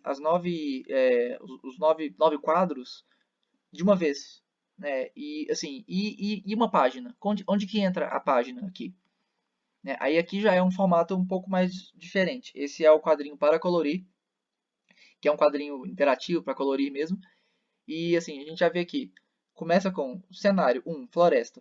Ou seja, eu estou definindo um cabeçalho, entendem? Assim, aqui eu estou definindo que eles estão num cenário. Eu estou definindo para o ilustrador que todos esses quadros aqui estão acontecendo no mesmo lugar. Isso faz toda a diferença, né? E aí, assim, essas grandes linhas que tem o número um e o número 2, né? Essas são as páginas. Então, a primeira parte do quadro um a 6 são a página um. Da 2 em diante vão ser os quadros 7 até a parte onde a gente termina a página 2 e começa a página 3. E, então, assim, esse já é mais ou menos o formato que eu uso para escrever hoje em dia. Porque eu acho que vale muito a pena já escrever o seu roteiro separando quadro a quadro e página a página. E por que, que isso é importante? É porque quando você for fazer a página, você já tem uma noção do que tem ali e fica muito mais fácil do que ter que definir com o papel na sua mão o quantos quadros vão caber ali, né? E aí, assim, o que vai definir quantos quadros ficam na página, é claro que é seu próprio feeling, vamos dizer assim, de quanta informação você acha que cabe ali. Tem algumas estratégias para pensar nisso. A gente vai falar disso mais tarde, né, em uma outra aula. Mas, assim, já ter em mente que é muito importante a gente separar pelo menos página a página e, se possível, quadro a quadro, para mim, isso faz muita diferença. Não necessariamente é o caso, como eu disse, não tem regra, mas é uma forma de fazer que funciona muito para mim. E isso aqui é uma coisa que eu faço sempre também. Esse é o quadrinho Gato Mia, uma história de terror. Ele está no site também. E também no Almanac Eclético. O quadrinho, todos os quadrinhos que eu escrevo agora começam com um resumo. Por quê? O ilustrador nem sempre tem acesso à história naquele momento, né? Às vezes ele não consegue voltar para mim e perguntar. Então, se ele puder olhar ali e lembrar qual que é a história, ele ajuda muito. E aqui a história a gente vê ela do início ao fim, inclusive. Tem o final aqui. Se você não quiser saber o final, não lê, não lê tudo. Porque, assim, a gente tem que lembrar que o roteiro é um guia. Ou seja, não é pra gente se preocupar em não contar alguma coisa, em não revelar algum segredo agora, porque esse documento não vai para o público final. Isso serve para que você tenha uma noção do que fazer. Então, quanto mais informação você tiver, se você conhecer a história do início ao fim, se você tiver acesso a todos os elementos ali, você consegue se organizar melhor e definir até tipo, qual que é o tamanho que a história vai ter, quantos quadros você precisa colocar por página para dar tempo, algumas coisas assim. E aí outra coisa que eu faço também é sempre fazer meio que essa pequena ficha de história, né? E acaba sendo isso um pouco a ficha de história. Aqui tem o tempo em que a história se passa, aqui no caso é tarde e meio da tarde, porque passa algum tempo. E tem os cenários, assim, tem um cenário só, é um banco de uma praça, mas aí eu descrevo como é que o cenário é, o que que tem ali, o que que é importante. Assim, a praça não está cheia, mas é um número razoável de pessoas. Então a gente já tem uma noção de que não é uma muvuca, mas também não é uma praça deserta. E olha que, assim, que diferença faz quando a gente for desenhar, ter uma noção de como construir esse cenário sabendo disso, né? Aí aqui tem os personagens, né? Como é que eles são, como é que eles aparecem, como é que eles aparentam também. E tudo isso é relevante justamente para que a gente saiba o que fazer. No caso, assim, isso aqui faz muita diferença no meu caso, como roteirista, porque outra pessoa está ilustrando. Mas para você mesmo saber isso ajuda muito, porque assim, você pode ter na cabeça assim, não, eu sei como é, eu sei qual que é o banco da praça que eu vou fazer. Mas aí quando você vai desenhar, você fala, peraí, tem muita gente ou não tem? Aí você fica pensando, mas imagina se você tivesse pensado nisso antes de começar a desenhar a praça. Talvez você não precisaria apagar nada, né? Você não teria que apagar aquele elemento que você colocou porque precisava de colocar uma pessoa naquele lugar, por exemplo. Então faz muita diferença. Então, assim, essa é a grande questão. Roteiro é clareza e transmissão de uma mensagem. Então, tudo o que você precisa fazer no seu roteiro é escrever de um jeito que dê para entender o que está acontecendo. Ou melhor, dê para entender o que precisa acontecer ali. Então, se no caso do quadrinho você precisa desenhar, então descrever a aparência é importante, certo? Porque a pessoa precisa saber o que desenhar. Se você precisa de ter uma onomatopeia chamativa, você descreve ali, a onomatopeia é chamativa. Se você precisa que a história tenha 4 páginas, então você já vai separar. Meu roteiro tem 4 páginas, eu não posso ter mais ou menos que isso. Assim, você tem que pensar de um jeito que o texto que você está escrevendo ali dê para qualquer pessoa que leu, que está lendo, né, consiga entender o que está acontecendo para que, portanto, ela possa executar, seja numa peça de teatro, seja num filme, ou no nosso caso aqui, uma história em quadrinhos, né? Então, pensa que assim, se você é o seu próprio leitor do roteiro, se você vai ilustrar o roteiro que você escreveu, escreve o roteiro de um jeito que você sabe que você vai entender. Isso é uma coisa importante também, é uma coisa que eu aprendi com muita prática. Nem todas as pessoas que vão ler o roteiro pensam da mesma maneira, entendem da mesma maneira, têm o mesmo repertório. Então, às vezes, escrever o roteiro pensando em quem vai desenhar ele faz toda a diferença, porque eu sei quais termos eu posso usar. Às vezes, assim, eu sei que a pessoa tem uma noção de cinema, então eu uso alguns termos de enquadramento que a pessoa vai entender. Agora, se a pessoa não tem, ela vai ficar confusa, então às vezes pode ser até pior.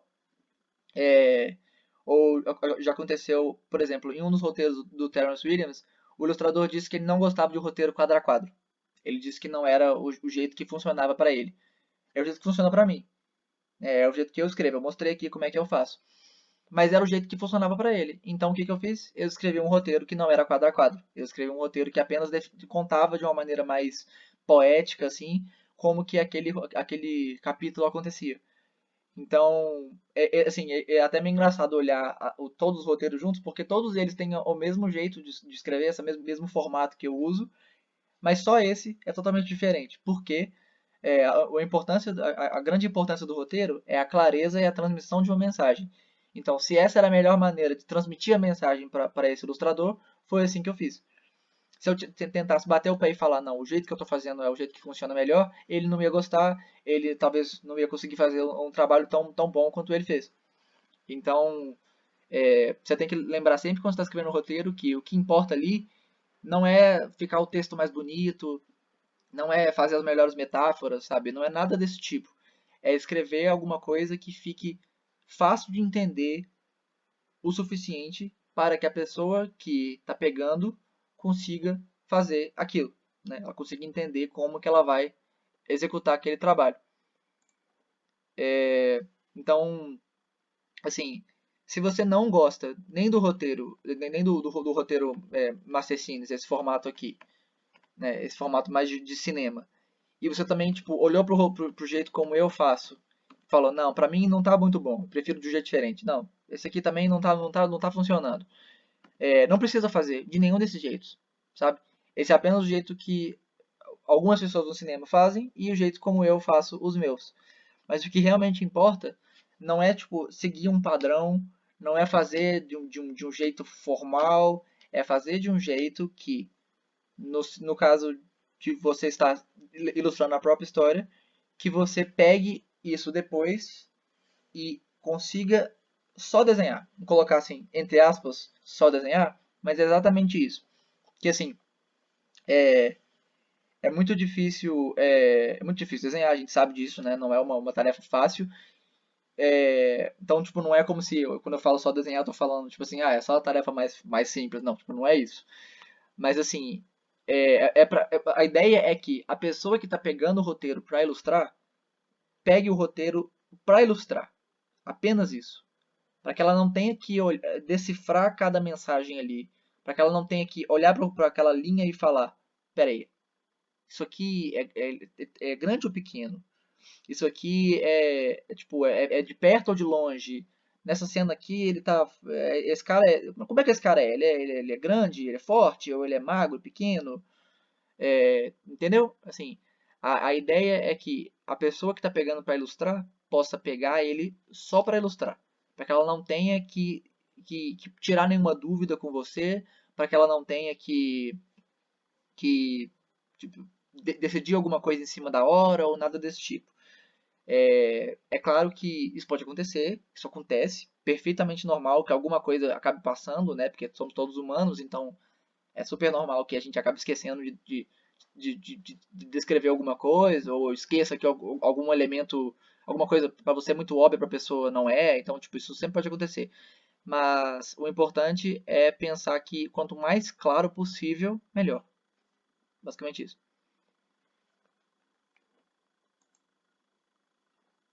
Qual modelo você acha o melhor para um roteirista de quadrinhos iniciantes pegar a base? Eu acho, bom, pessoalmente, né? Eu acho que o jeito como eu escrevo os roteiros é bem simples. Eu acho que é um jeito fácil de pensar, assim. Você já olha com a ideia quadro a quadro, você só olha o número e vê quanto que né, assim, quantos quadros vão ter naquela página. Então isso ajuda muito a organizar. Até um caso assim, vamos supor que você fez 7 quadros na página e falou, acho que ficou muito. Esse quadro fica melhor na próxima. Você pega esse quadro 7 e bota como quadro 1 da página 2. Então, tipo, é um sistema que eu acho que ajuda muito para a gente conseguir até revisar se precisar, alguma coisa assim, né? Então, eu indico o meu, mas assim, eu indico o meu talvez porque como eu faço ele, eu acho que ele funciona, né? Mas, assim, se você não achar achar que tá difícil fazer assim, existem vários outros formatos, inclusive dentro do meio de quadrinhos mesmo, existem outros formatos que as pessoas usam. Por exemplo, um jeito que eu já vi alguns quadrinistas fazerem é escrever mesmo, assim, página um e em seguida, quadro um e aí descreve o que tem ali, descreve qual que é a fala que está sendo dita, e depois escreve quadro 2 aí descreve o que está ali, e depois escreve a fala que está ali. Vocês percebem que, inclusive, isso é muito parecido com o modelo Mastercines, o modelo de cinema? É porque, apesar de serem para formatos diferentes, o roteiro tem a mesma função. Então, o que importa para uma história é que a gente saiba onde está acontecendo, quando está acontecendo, quem está fazendo o quê, e se alguém está falando alguma coisa, o que, que ela disse. Né? Então, é isso que importa. Por isso que, quando eu coloco esses elementos aqui, né, esses elementos que tem no formato Master eu acho que eles são muito relevantes, independente de qual jeito você vai fazer. Se você não for fazer do jeito que eu faço e que funciona para mim, só tenha em mente que você precisa sempre descrever o cabeçalho da cena, ou seja, o que está acontecendo, ou melhor, onde está acontecendo e quando, e saber o que está acontecendo, que é a ação, e quem está dizendo o que, caso alguém esteja dizendo alguma coisa, né? No caso dos diálogos. Então, eu indico o meu formato, mas se você tentar fazer ele e achar que não está funcionando, não se sinta também preso a fazer desse jeito, né? Tipo, não tem problema nenhum, inclusive, falar assim, não, eu acho que eu consigo até melhorar o seu formato, eu vou fazer diferente. Pode fazer, não tem problema. Eu tenho certeza que o que importa é o que funciona para você, né? Porque é a clareza e a transmissão de uma mensagem. Mas se for para poder indicar, eu acho que esse sistema de pensar assim, página a página, né? Pensar página um, quais quadros tem aqui, o que acontece em cada quadro, e depois página 2, quais quadros tem aqui, o que acontece em cada quadro, te dá uma noção muito clara de quantos de quantos quadros por página você está fazendo e, portanto, tipo assim, se você colocou muitos quadros na página, você tem noção que os quadros têm que ser pequenos, senão não vai caber. Se você colocou poucos quadros, você sabe que aqueles quadros são grandes. Então você já começa a ter uma noção maior, assim, se está funcionando ou não. Tipo, você olha para um quadro que tem um cenário muito. Assim, uma introdução de um cenário, vai mostrar como é que é o castelo. Aí você percebe que esse cenário está numa página com 8 quadros. Ou, talvez fique um pouco apertado colocar um quadro grandão com uma página de 8 quadros. Talvez você deveria enxugar um pouquinho e colocar menos nessa, mais na próxima. Alguma coisa assim. Então eu acho que esse formato, mesmo que não seja o jeito que eu faço, mas só pensar, página um, quadro um, quadro 2, quadro 3, quadro 4, sei lá, página 2, quadro um, né?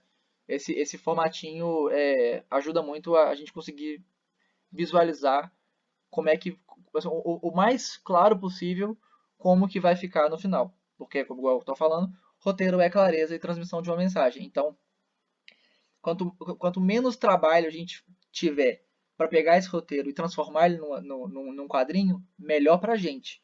Que a gente vai gastar menos tempo repensando as coisas que a gente está fazendo, né? Bom, essa é a minha sugestão.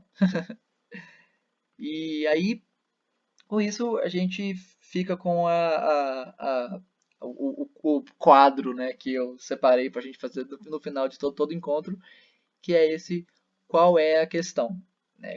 A gente vai debater alguma coisa juntos. E aí, no caso, sim, falei, vamos criar uma história. Cada um cria um pedaço. Eu sei que é difícil a gente fazer isso desse jeito, né? Eu sei que é difícil a gente fazer, tipo, pelo texto aqui. Mas assim, se a gente tiver uma brincadeira assim, talvez cada um faz uma frase, alguma coisa assim, a gente pode se divertir refletindo como é que a gente pode fazer. E aí talvez a gente pode até fazer pelo chat, acho que talvez fica mais fácil, né? Que todo mundo consegue ver.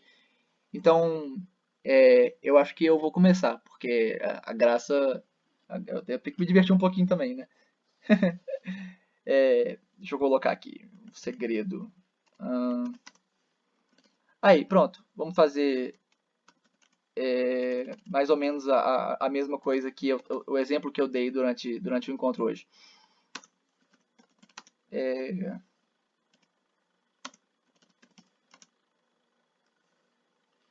bom, hum, é tão, sei lá, tão empolgante ficar escrevendo sem que você saiba o que eu tô falando. Hum,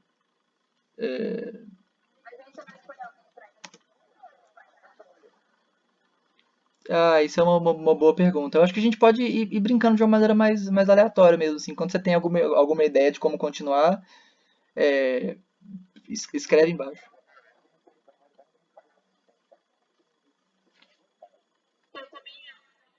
Tem isso. Tá. Então vamos fazer. Se vocês conseguem. hum,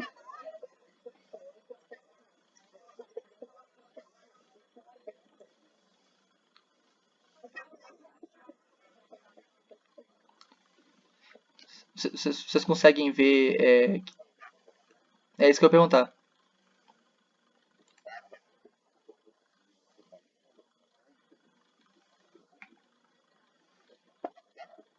É alfabético. Acho que alfabético é mais fácil. Tá. Então vamos fazer o seguinte. Eu vou começar e aí eu olho na lista alfabética aqui e falo pra pessoa falar em seguida.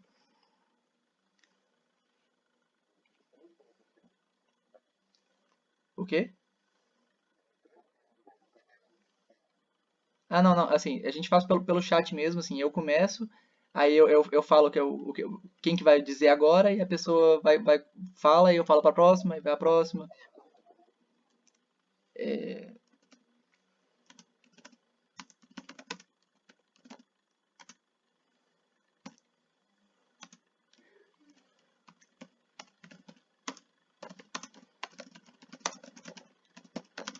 Assim, eu comecei de um jeito muito simples, muito genérico, mas acho que dá pra gente brincar alguma coisa.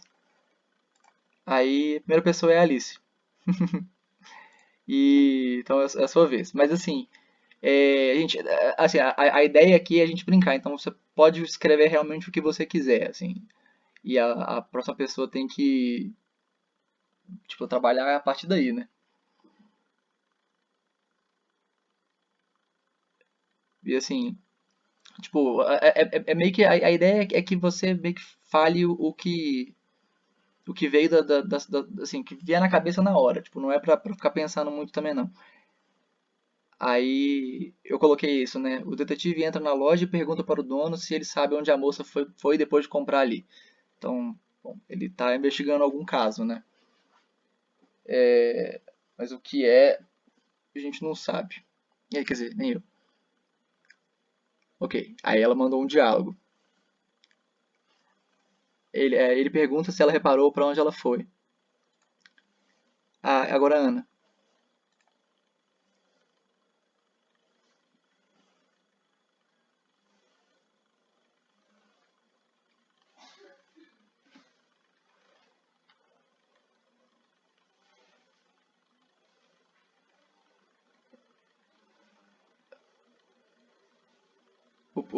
O problema é que não dá pra saber se a pessoa tá digitando já, né?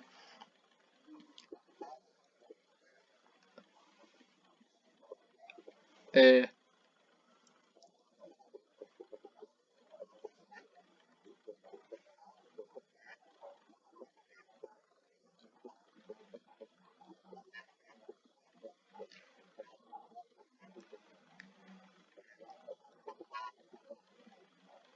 É, bem divertido. Isso é bem legal mesmo. E é exatamente o que a gente tá fazendo, né?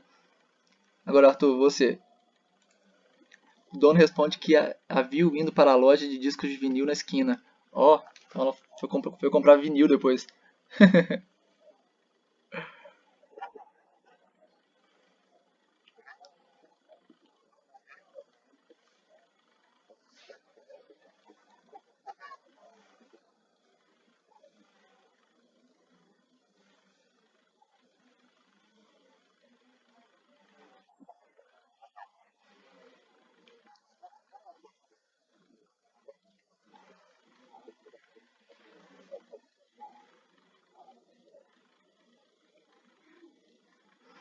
É, assim, como é um jogo, né? Não tem jeito. Precisa criar algum tipo de pré-definição, né?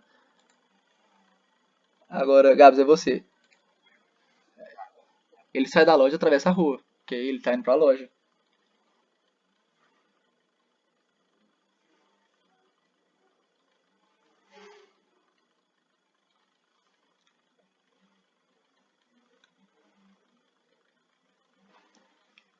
Eu fico muito apreensivo toda vez que alguém vai escrever. Eu fico querendo saber o que vai sair.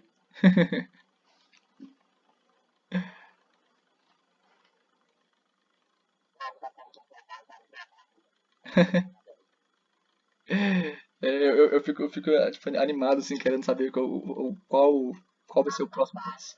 É, exatamente.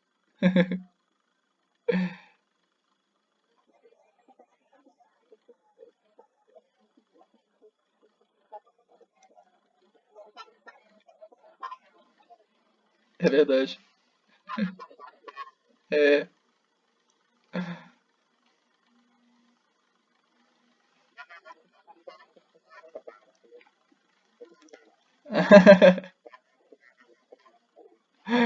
Pelo menos dessa vez, né?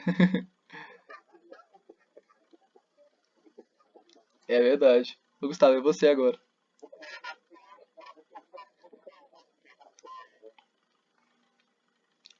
Ó, aí. Já começou bem. É a oportunidade.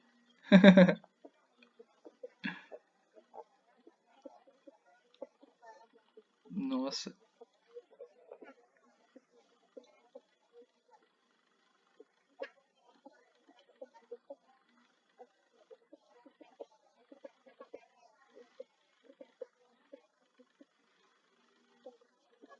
Entendi. Então, enquanto o Gustavo tá escrevendo a parte dele, deixa eu ler pra você o que aconteceu até agora. É, o detetive entra na loja e pergunta para o dono se ele sabe onde a moça foi depois de comprar ali. Aí ele pergunta se ele reparou para onde que ela foi. O dono responde que a viu indo para a loja de discos de vinil na esquina. E aí o detetive sai da loja e atravessa a rua. Ao chegar na loja de discos, existem três pessoas. Uma de vestido longo, uma de óculos de tigre e uma de camiseta com um disco estampado. Nossa, foi bom, hein? Começou uma história de investigação de verdade.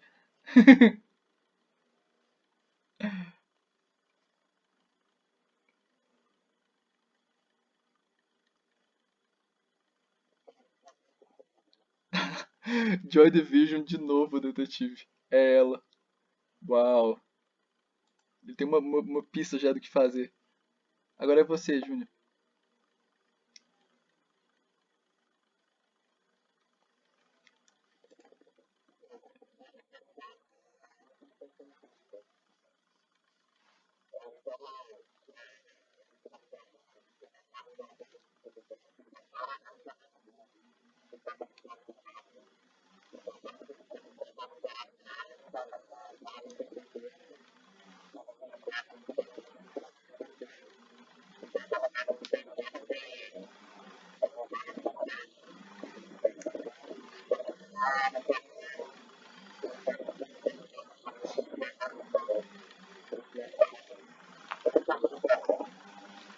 Assim.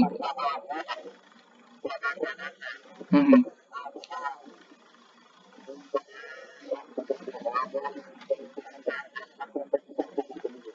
Haha, doido. Tipo, a profecia que é a que se fecha nela mesmo. Isso é legal.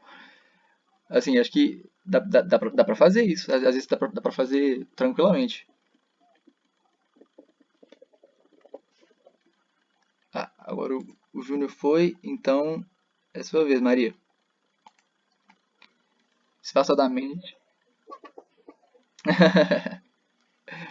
Disfarçadamente, para não levantar qualquer suspeita, o detetive caminha pela loja como se fosse um cliente comum, observando cada disco enquanto se aproxima da suspeita.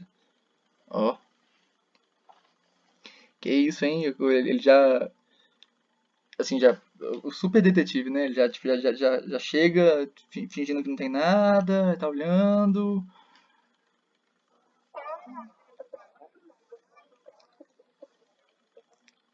Ela tá com uma camisa do Joy Division.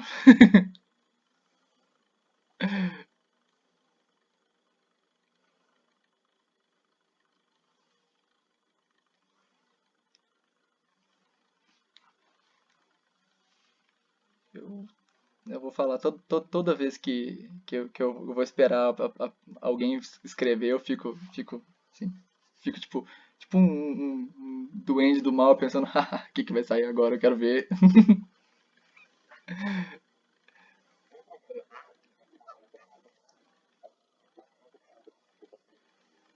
Sei, eu já joguei. Você tem que.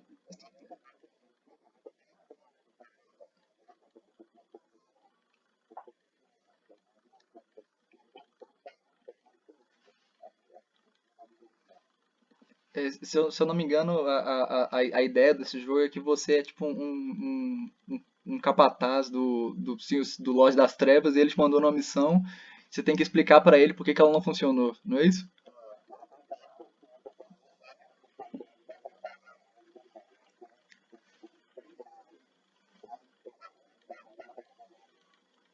Ah, é verdade, é porque todos os jogadores são também capangas do Lorde das Trevas, então se você conseguir fazer o seu amigo ser, ser morto pelo Lorde das Trevas, você ganha também, né?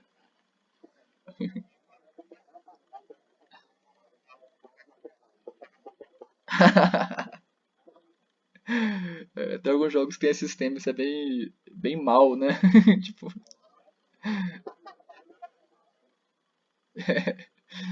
assim, por outro lado, se pensando em uma questão numérica, né, assim, de porcentagem, um jogo em que uma pessoa perde e todas ganham tem mais vencedores do que qualquer outro jogo. Então, normalmente um ganha e todos perdem, então tá tudo bem, né? É, Battle Royale é divertido. Exatamente isso.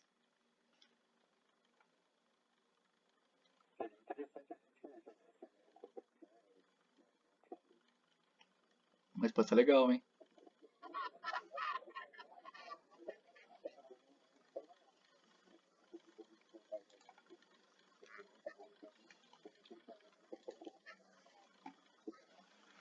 É, deve ter algum semelhante, assim, né? Que, desses tipo, gratuitos, alguma coisa assim, na internet. É,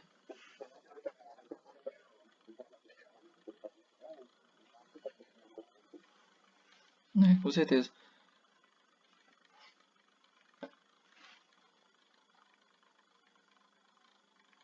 Não, gente, eu tô compartilhando a tela até agora, né?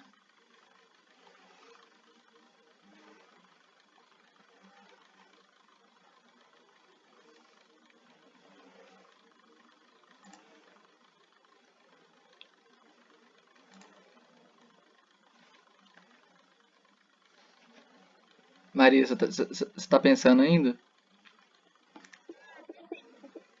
Ah, ótimo.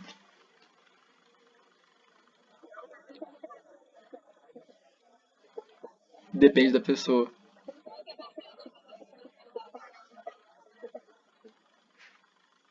Pois é. Isso é em parte também a diversão do negócio, né? Porque você precisa refletir, tipo, na hora, né?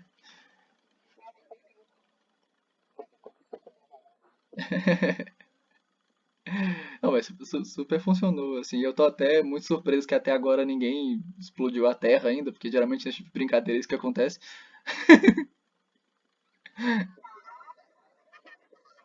É.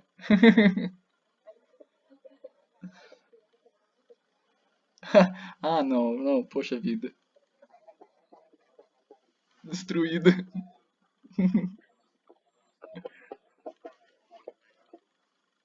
É. na- Bom, na verdade é uma simulação, né, gente? A gente viu isso hoje.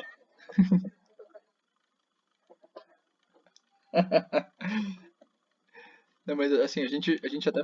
Foi um assunto que a gente, foi um assunto que a gente falou hoje, né? Que, tipo, qualquer história é uma representação, né?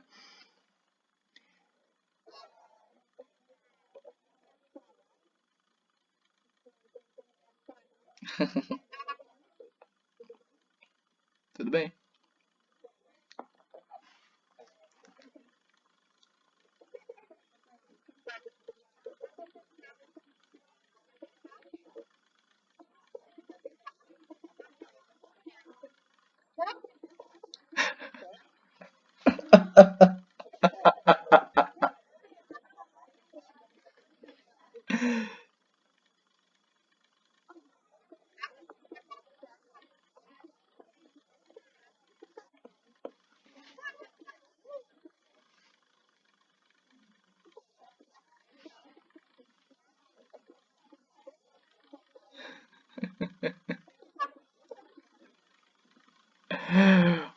Ótimo, ótimo.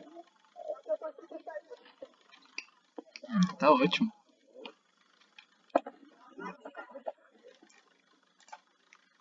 Agora, Maísa, é a sua vez.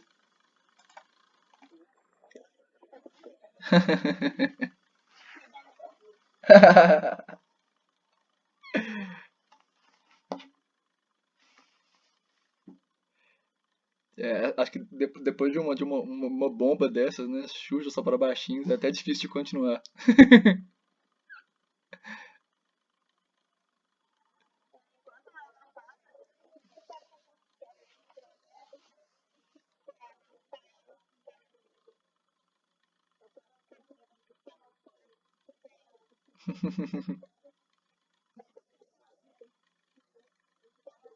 Uhum. Como é que eu posso dizer? No criação de mundo. Eu quero um Uhum. bagulho grande. Eu nem sei porque eu tô fazendo um bagulho grande, mas é mais ou menos o que eu quero. Que é a criação de mundo, seguindo, sei lá, Nárnia, dentro de uma Uhum.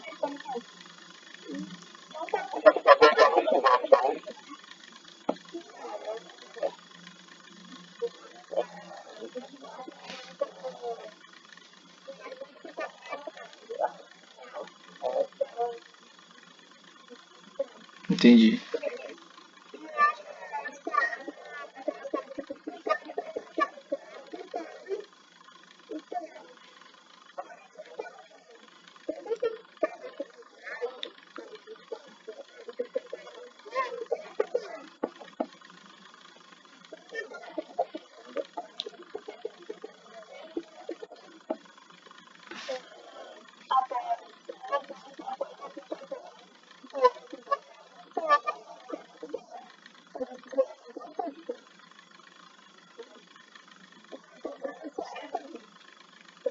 Uhum.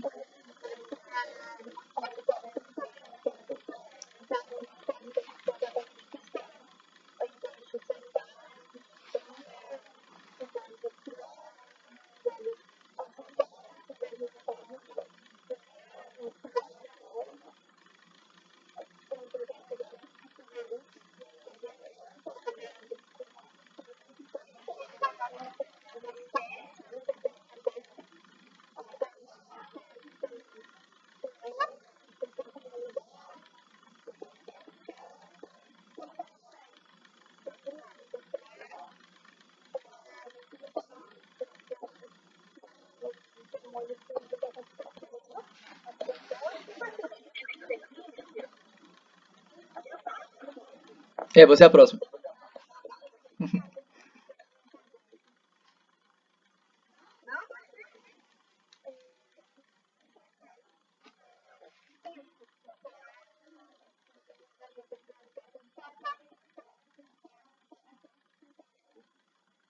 Interessante.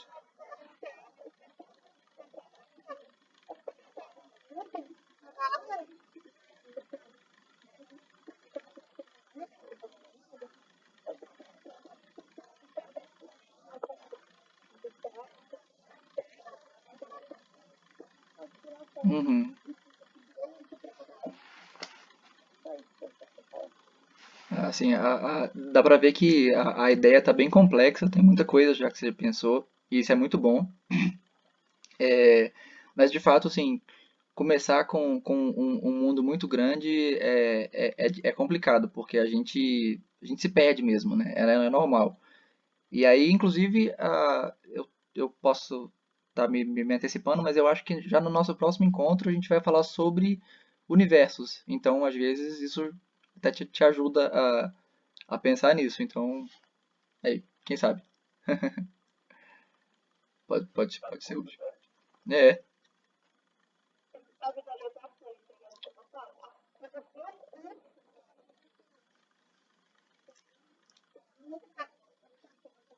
Ai, que bom.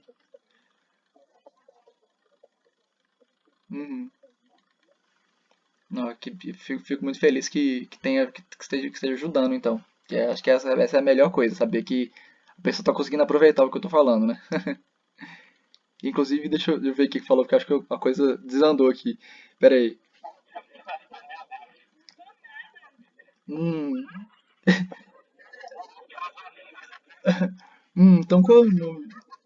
É, avisou mesmo.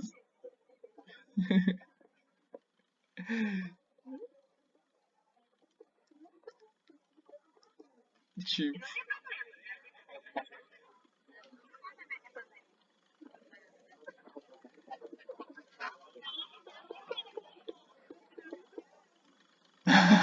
deixa eu ver aqui, deixa eu ler aqui. Então qual é o nome da sua filha? Diz a moça. Cecília, diz o detetive. Ela estuda na escola Bolinha de Gude. O nome da garota assassinada na quadra de futebol da escola. Tá tentando extrair informação. Mas aí a moça percebeu que o esquema todo do detetive, né? Já tirou a katana das costas e correu em direção ao detetive. Meu Deus.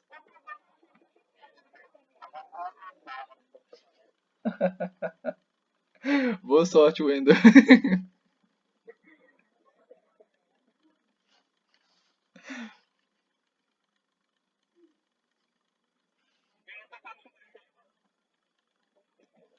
Não, não, não. Sem detetive acordando no final com o despertador.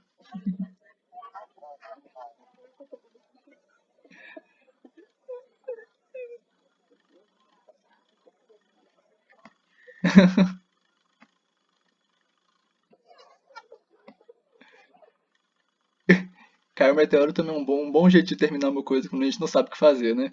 E aí, é tipo assim, e o mundo acabou. Aí acabou a história, é a última frase, né?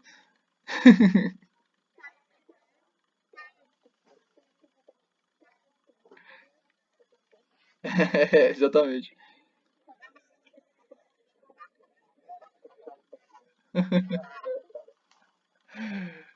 Gente, tava indo uma investigação super normal. Pode falar. Ah, isso aí é ótimo. Eu adorar isso. Mas, Wender, pode falar sim.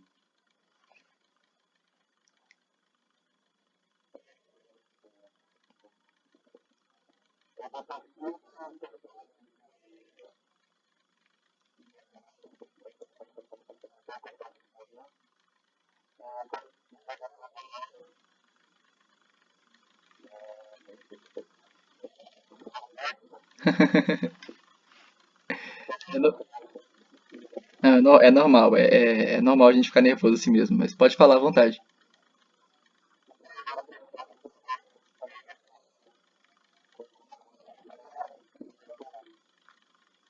Então, pronto, a gente teve ele conseguiu pegar a mulher.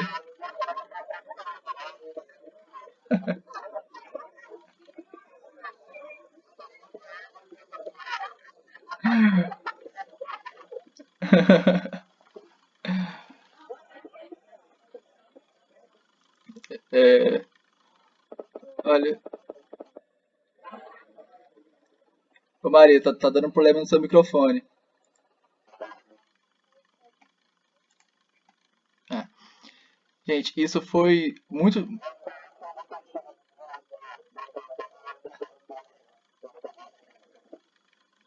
Também daria pra fazer.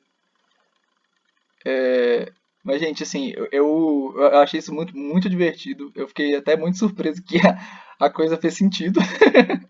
Porque normalmente quando a gente faz esse tipo de coisa, a coisa fica completamente sem sentido. Desse jeito, assim, todas as adições, até a parada estranha da katana, fez sentido até, porque ela tava fugindo da polícia, então tudo bem, ela tava armada, né? Tipo, a gente até pensa talvez que ela tava olhando a Xuxa só pra baixinho, só pra despistar, porque na verdade ela não tava querendo comprar isso mesmo, né? Ela não tava nem vendo o que que ela tava olhando, né?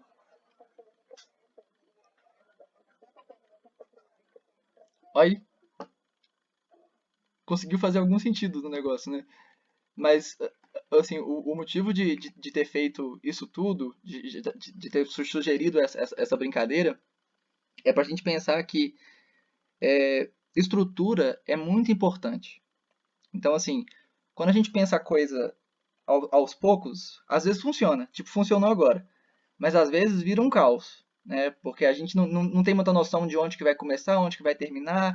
Às vezes a coisa, tipo, na metade da história parece que está no final e no final parece que está no começo, sabe? A coisa, o sentimento do negócio não tá funcionando.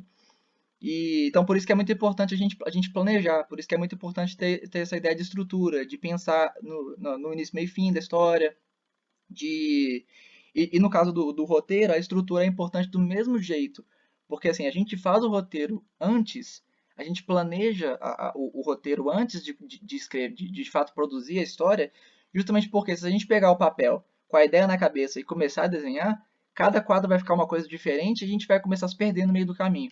Agora, agora, por exemplo, agora que a gente já conversou sobre isso tudo, a gente já definiu essa história toda do início ao fim, juntos a gente pensou nela, se a gente conversasse um pouquinho mais, a gente conseguiria começar a pensar em detalhes do tipo isso, assim, ela estava com a katana porque ela é uma assassina de criança e ela estava fugindo da polícia e o negócio dela de olhar a Xuxa para baixinhos é o jeito dela de conseguir chegar até as crianças. Então, tipo assim, começou a criar um sentido, começou a criar uma narrativa que faz sentido, que envolve, mas assim, agora que a gente pensou nessa essa ideia geral das cenas, a gente consegue voltar e realmente pensar como é que a coisa vai ser do início ao fim.